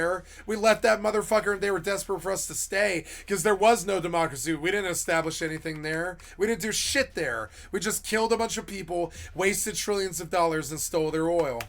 Oh, and we definitely searched them for weapons of mass destruction because we probably want their their weapons of mass destruction. We probably just want to take them from them. All the time, and all the time I think about this stuff, I'm like, nah, that fucking lie you told, and then Tony Blair backing it. I'm sorry, but it was like the monarchy backed up the fucking Plutarchs, the plutocrats. It was really horrible. When the monarchy backed the fucking the deep state lie, that was such a horrible fucking thing for both countries, because it was almost like our president was fucking up Britain, and their president was fucking up the U.S., and we hated their president, and they hated ours, and we hated each other's presidents, and then eventually it was like, how have we not chopped off the president's heads yet? And it's because we're not like that, neither Britain or America. We've never been that crazy. We will not shoot JFK, but we will not we will not just chop off some leader's head that we don't like. It's got to be that political CIA assassination or something like that. We just won't go do, like, you know, murder. That's just not who we are. In either country, we've not been like that. So I don't know. I don't know. Like, you look at Tony Blair. I mean, I could pull videos on how evil was Tony Blair. I mean, I'm dead serious, and you're gonna see like 15,000 British videos on YouTube about how much their country truly hates that fucking asshole, just like George Bush and Trump. All the Republican assholes, they're all fucking burnt Republican piece of shit assholes that smell like shit, bring war when they come in, and leave chaos as they leave. It's disgusting. Like Trump did. It sucked when Trump lost, because it was like 4 years of a fucking figurehead who was just there as a regent to the crown. And like, and it's just the chaos that Trump left after he did nothing as a dead slut for 4 years except fire people and not build that wall, you know? I'm done talking shit about these people. It's just, remember, I'm not the only one in the world who was like this. You can go back and consult The Daily Show in like, I don't know, you know, the year 2004 and watch it for a couple of weeks. I'm dead serious. Watch you about 60 episodes or something to get an idea about what I'm talking about. But everything that I said, Jon Stewart said. I'm dead serious. Almost everything that I've said, Jon Stewart said. You know, the yellow journalist guy, what's his name? Roger Moore. That, you know, there were so many people saying the same thing that I'm saying right now. Definitely. So many fucking people. So, like, I just don't buy their lie. I don't buy it. I don't buy it. Between 750,000 and 1.5 million people, which incidentally is also the biggest protest to ever take place on British soil. Yeah, like, and so when I went to the summer solstice in the year 2001, right after 9/11 and shit, in London, there were people praying at Stonehenge for these leaders to just pass peacefully and shit like this. I could hear them doing it. You know, it was just crazy. The whole world was sick. They were like, nah, these leaders have taken us to this terrible place. No way. Roughly equivalent. Yeah, like, and I'm not kidding. So I've shown this on my stream before. So the day that I came in to London, it was July 4th, I think. Yeah, we were there on July 4th, I think it was. And we come into London to do this Camelot tour with my entire high school and stuff. They had shut down the tunnel and the channel or whatever, and or whatever you call it, you know, the underground, and they had like run a 1.5 million IMF WTO protest riot right across the Toms, and all of London choked to a fucking standstill like 6 hours to when our entourage hit the country. So it was like chaos. We couldn't get a hotel. We had 40 people with us, but we couldn't get a hotel. It was insane. It was just crazy. We finally found a hotel, and they had to pay extra, which ruined our trip economy, which kind of sucked, you know. It was just interesting.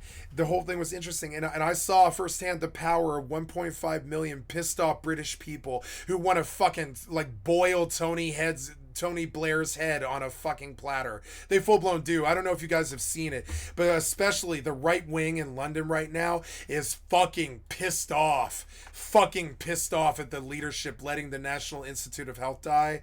I've been watching the stuff in London quite a bit. London right-wing riots, right? This was a little while ago. Far-right riot script the UK. This video is brought to you by... But yeah, the right-wingers, they just want to blame the left wing for all of these fucking problems, as if the left wing caused all of these rich people to steal. That's fiscal conservatives that caused that. Those tax breaks that you give the rich, the fiscal conservative stuff where you just allow them to stuff that money away in a bank account, trillions of dollars and all that stuff, and it's their God-given right to just, you know, stuff that money in their fucking bank account while the rest of us starve and all this shit. That caused all this. That's what caused all this. Like you and your best friend Elon, the corporate interest, has screwed up our governments. For the past few days, the UK has been gripped by violent anti-immigrant riots. Look at this shit. Like, these people are pissed. Look, they're all 40-year-old boomers too, like me, and they're all fat and they're angry and they're broke and they're fucking pissed off. They're really pissed off. Days, the UK has been gripped by violent anti-immigrant riots after the stabbing. Yeah, they're pissed off. They're fucking pissed off. They think all of this shit is happening because of immigrants, because Trump wouldn't shut the fuck up about immigrants for 8 years. London is an immigrant town. It is a port town. Isn't it a port town? I believe it is. It's like a port town. Like fucking like London is an immigrant town. Always has and always will be. Like immigrants are what America and fucking Britain are. That's just what they, and France and Canada and Mexico and all these countries and everything and Australia. It's all just a big melting pot. Trying to say that immigrants caused all this when you goddamn know that it's the fucking billionaire despots is so fucking stupid that I'm gonna need you to learn to read and then go get a fucking cell phone and read the room, boomer. You think this was goddamn immigrants? You think immigrants stole all this money? You really think immigrants stole all this fucking money? You piece of shit, right-wing, cock-sucking, fucking brain-dead, fucking shitheels. You fiscally conservative, brain-dead, low IQ morons. You really think the immigrants caused this problem? Are you really that fucking stupid? Do you really think the immigrants stole all this money or caused all these problems and stole all your jobs and everything? No, it's Elon. Really? Do you think it's the immigrants to have 460 billion fucking dollars? You think the immigrants did that to you, Trump? You fucking worthless, xenophobic, racist piece of worthless shit. You think the immigrants stole the 460 billion dollars that Elon Musk has? Yeah, I'm sure the immigrants stole that money. Yeah, they took all of our jobs and stole 460 billion dollars. Yeah, it's the immigrants. It's the immigrants. You worthless piece of racist fucking shit party. Fuck you, and fuck you for the damage that you did to my people and this planet. Your racism is unacceptable. Yeah, the immigrants stole the money as the white people laughed to the bank. Yeah, sure, yeah. You can tell the biggest lie that made baby Jesus cry of all time, that immigrants caused this. But no, it's the rich white man. Open your mouth and open your mind, and you gotta get woke now. They don't love you. And they stole your money. This is not the immigrants, you worthless, racist pieces of shit. It's not the border. It's not the poverty. Well, it is the poverty, but it's the poverty caused by the rich white people stealing. This is not fucking immigrants. It's like every time that you say that it's Zeb Magruder who shot JFK, I'm like, oh no, that's the CIA. Every time that you say it's some fucking thing or whatever, I'm like, no, that's the CIA or whatever. Like, every time that you point your finger as something else, like the immigrants caused the poverty, the immigrants stole the job, or whatever. You know, the immigrants took the cookie from the cookie jar. The immigrants took the cookie from the cookie jar. No, the rich white people took the fucking cookie from the fucking cookie jar. It's in their bank accounts. It's in their bank accounts. Shall I bring the information for you, sir? You know what I'm saying? And you back this worthless, racist piece of shit, corporate oligarchy, fucking cocksucking lover, vote bribing pieces of shit. Vote bribing pieces of shit. Seriously, how much money? How much money? I love bringing this up. And the immigrants stole all the money. Yeah, the immigrants stole the money. Oh, that immigrant stole the money. Yeah, that immigrant is that dirty man, you know, that dirty guy from that country that lives south of us and stuff, right? That dirty, he stole the money. Yeah, that guy who works all the time and feeds his family and shit and takes care of his shit like a real man. Yeah, he's the one who stole the $486 billion that are missing from the human race. Yeah, I'm sure it's the Mexicans who stole that money somehow. The immigrants did it. The immigrants did it. You goddamn brain-dead, worthless, racist pieces of shit. Straight cut from Hitler's cloth, as somebody should tell you. Most of them. Most of that party. They're all goddamn morons. They couldn't see the shit for the fucking fumes of the sewer that they're standing in. They're so goddamn stupid. Like, I'm sorry, but yeah, 486 billion. Yeah, the immigrants have all that money. The immigrants stole that money somehow. It's all the immigrants' fault. The immigrants did this. The immigrants. No, it's not the immigrants, you fucking moron. The 486 billion is slapping its big old money dick in your fucking face as they laugh on their private jets as they laugh on their way to the bank. You know what I'm saying? Yeah, they say the immigrants did this. The immigrants did this. Yeah, the immigrants, get the immigrants. Oh, man, are they falling for it? Yeah, I'm sure the immigrants stole the $486 billion from the mankind. Yeah, I'm sure. Yeah, I'm sure Tesla is worth $486 billion. I'm sure. SpaceX or whatever, right? Yeah. I'm sure the immigrants stole the 486 billion. You weird racist pieces of shit. I don't want to hear about fucking British people, of all people. Like, you know what I'm saying? And us too. We are the world's child. We always have been. We always have been. We're young. Britain is not young. They have always been the world's child for a long time. There was a while back there where they were Britain Saxons and stuff, but not anymore. For about 300, 400, maybe 700 years, something like that. They have been the world's melting pot, just like America, and nobody can fucking handle it. And they blame the immigrants for fucking everything when we try to build something truly great. And the rich white people, like the monarchy, or the prime minister like Tony Blair, or the George Bushes and the Donald Trumps of the fucking world, laugh their way to the bank as they laugh their way to their tax evasion and their 200 million in back taxes and all this weird shit that they do. And I'm sure the immigrants stole that money. Yeah, the immigrants took all of our jobs and our money. Yeah, that's the immigrants that have the 486 billion. South Park has been saying this for like 20 fucking years. This is what we mean when we say, wake up. Your low IQ racism has killed this planet. It's gonna kill our country and shit. You keep saying it's the fucking immigrants. You're so goddamn brain dead stupid. Your dangerous stupidity is so fucking dangerous to the entire human race. Sometimes we wonder if you're even the same humans. You might be aliens or something. We literally do. Sometimes the truthers wonder if you might be aliens because you keep saying that the immigrants caused all the problems in the world as Elon laughs his way to the bank with the 486 billion. I'm sure the immigrants touched you as a child. Show me on the doll where the immigrants touched you as a child, right winger. Show me on the doll where the immigrants touched you as a child, right winger. But I'm sure that while they're touching you on the doll, they're also stealing the 486 billion. I'm guarantee those immigrants have the 486 billion. I guarantee they do.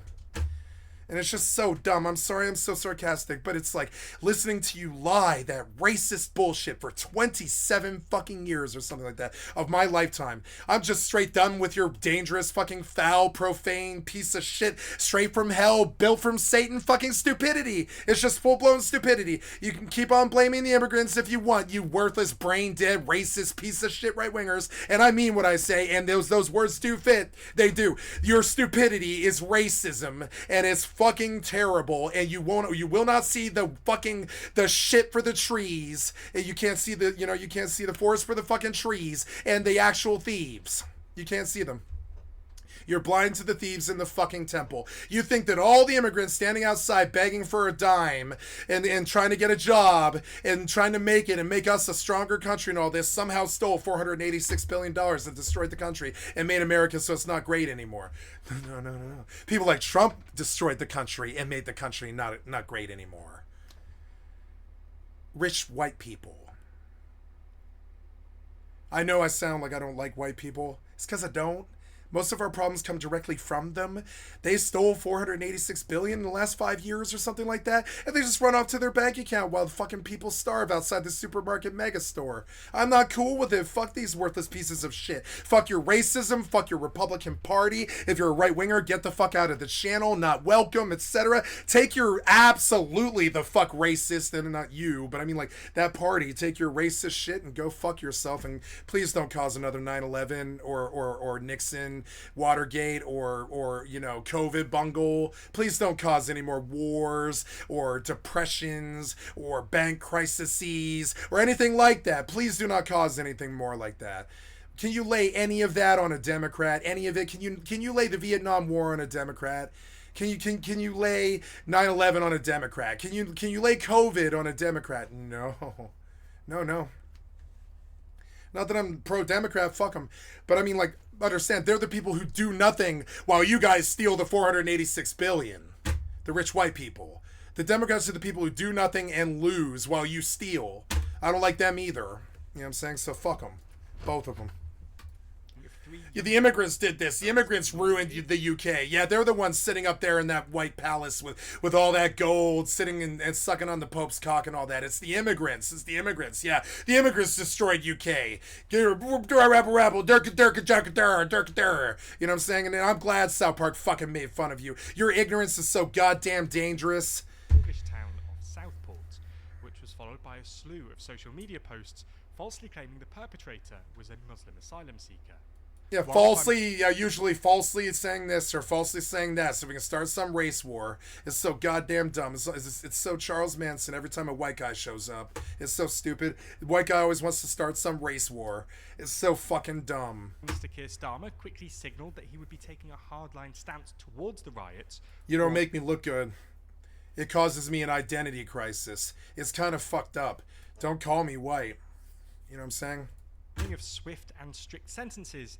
At the time of writing, violence is continuing to spiral. Yeah, it's the immigrants. The immigrants stole all the money and made it all poor and all fucked up everywhere and fucked up the health institute and all this. Yeah, it's the immigrants. The immigrants. No, they're just the only people that you can see facing the same struggle that you have, living right next door to you in the same country, in the same town, in the same city, in the same fucking place, in the same nation and all that. You know, your fucking neighbors, and yeah, you know very well they don't have any money, so why are you blaming this all on them? Did you really think that the world's starving as there's trillionaires flying around on jets and shit like this? Did you really think that was the immigrants? Are you really that goddamn dumb? I can't believe no one's ever really asked the fucking right-wing public this question, but are you that goddamn dumb? Are you really that brain-dead fucking piece of shit stupid? You obviously are, because you haven't been off it for 25 years. You still keep talking about immigrants, even in places like Britain. Like the immigrants did this to you. You know who did this to you. It's your fucking corporate fucking overlords. Get woke or die. Wake up to it, motherfucker. I'm not saying get woke about something about trans or something like that. I'm talking about the true sense of the word woke. Your government doesn't love you anymore. You think it's the immigrants because you're stupid, because the government stole all the money in the education system and made it so you couldn't get any jobs or take care of yourselves or anything. That's all on purpose.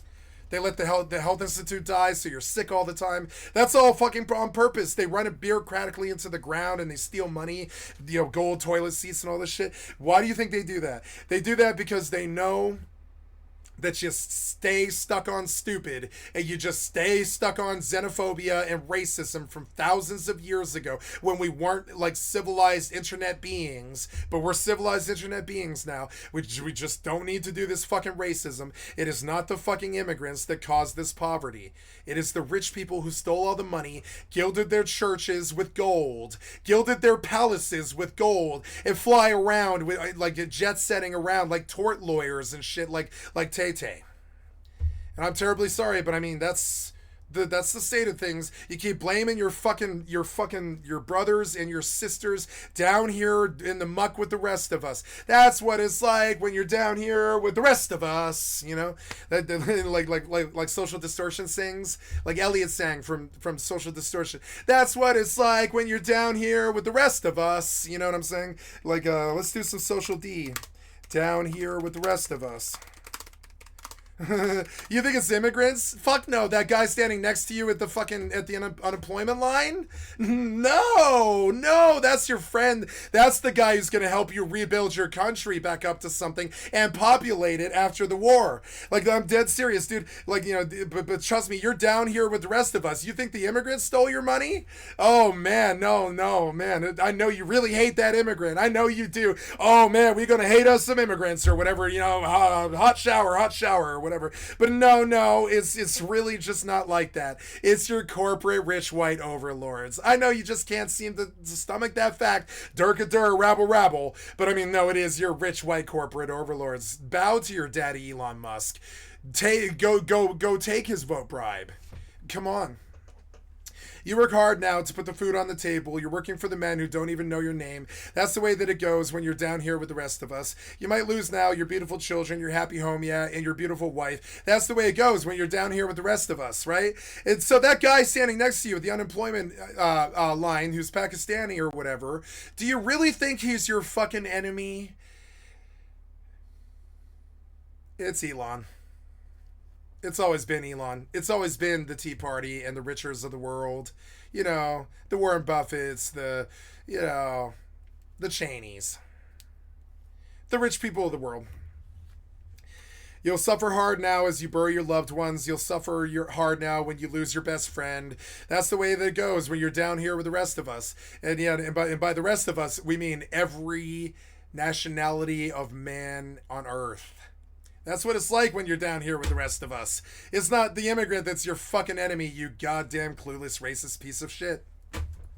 Square off against counter-protesters who have apparently also and not a colored or ethnic person in the whole lot of them. Resorted to violence. Oh man, I wish you guys didn't look so much like Hitler. Right, like looking pretty good, like a Hitler march. You know, it's just like Jesus Christ, man. Do we really need this predominantly white Hitler march in the middle of 2024 when the world's falling apart? I don't think so. It's the immigrants. Remember, the immigrants caused all the money to be stolen in the white banks. Yeah. You know that. Yeah, all the immigrants own all the banks that have all that money stuffed in it. The immigrants own the banks. You know, it's like no. One occasion. So in this your fucking rich overlord stole your money. Accept it. Video, we're gonna have a look at the rich overlord is charging $2,000 for rent now. Accept it. The rich overlord is charging $5 for gas now. Fucking accept it. The rich overlord is charging $120,000 for minor surgery. Fucking accept it. Yeah, I'm sure the immigrants did all that. Yeah, the immigrants caused all that. Yeah, the immigrants are at fault. Yeah, rabble, immigrants though, blah, blah, blah, immigrants. Gotta be immigrants though. And it's like, no, you're just a worthless racist piece of shit like we always said you were. And then you lived up to it and proved it to the world. Sorry. This was the white man this time. I hate to say it. Rich white man. Hate to say it. Maybe not always white, but definitely rich. Definitely rich. Not the poor immigrant standing next to you at the unemployment counter. That isn't... That's not how that works. And what would Jesus say to you wanting to kick your brother out of your country? What would Jesus say to that? The unrest that's currently engulfing the UK, why it's so difficult for the government. And blah, blah, blah, immigrants did this, so we burned down our own properties and we blame the immigrants. Blah, blah, blah, the immigrants did this. Blah, blah, blah, white people burned down all these properties, but it's the immigrants somehow. Blah, blah, blah. You know, the you know, like the you know. God damn it, brother, they Equivalent to 20%. I love clowning on richers who actually steal the money, clowning on racist piece of shit Republican cocksuckers who think that the immigrants did it, who are goddamn truly brain dead, fucking brain rotted. And and I just love dropping my bombs. I don't give a flying fuck what you think. It is the truth, everything I've said. I don't care what you think. It's statistically true, everything I've said. Capital's population, or 2.5% of the whole country's population. So basically over 1 in 50 people went to this. That's absolutely... Yeah, I was there. It was insane.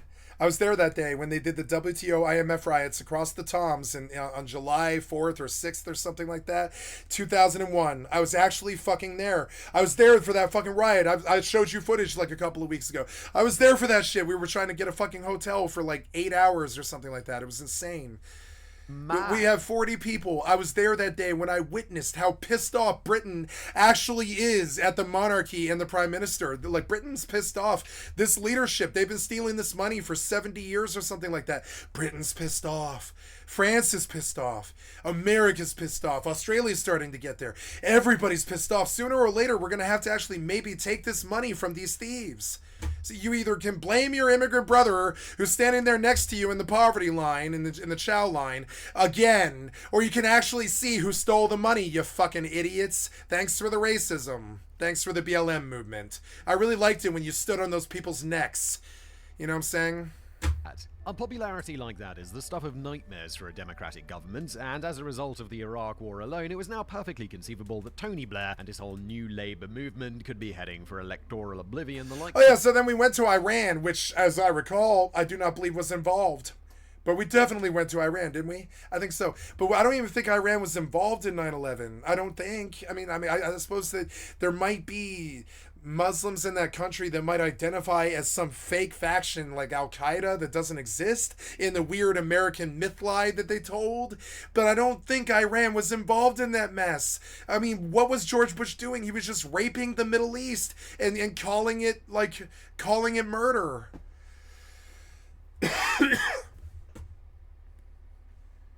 I hate these people. I hate them. Of earning a reviled. I used to yell about them when I was a kid. When I was 15, I got up on stage, started screaming about these assholes. Nothing's changed. Nothing has changed.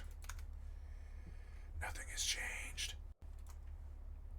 Of the capital's population, or 2.5% of the whole country's population. So basically over 1 in 50 people went to this. That's absolutely mad. A popularity like that is the stuff of nightmares for a democratic government, and as a result of the Iraq War alone, it was now perfectly conceivable that Tony Blair and his whole new Labour movement could be heading for electoral oblivion, the likes of which had never been seen on British soil before. Like we had never seen the British people hate their Prime Minister as much as they did Tony Blair. We've never seen a president who was hated more than George Bush. It's still not even Trump.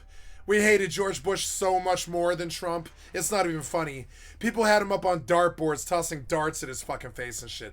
People hated George Bush Jr. Like, really hated him. People danced in the streets when he left power. I'm dead serious. Like, Trump... Like, I don't know. Trump is a lesser evil compared to those guys. Trump is the other side of the Republican Party. The ignorant, dumb side. Who's either handed money or had money. One or the other. Trump, I don't think, read the Constitution or has any idea how world politics work whatsoever. Pretty good plan for the most powerful country on the earth. Yeah. I don't know, Trump. I don't want to speak for him. I don't know. Could be heading for electoral oblivion, the likes of which had never been seen on British soil. The big man himself earning a revival in history books as one of the single worst leaders ever to grasp the reins. The Onion called Trump fuckface von Clownstick in like 2014 or something like that. That shit stuck for 12 years.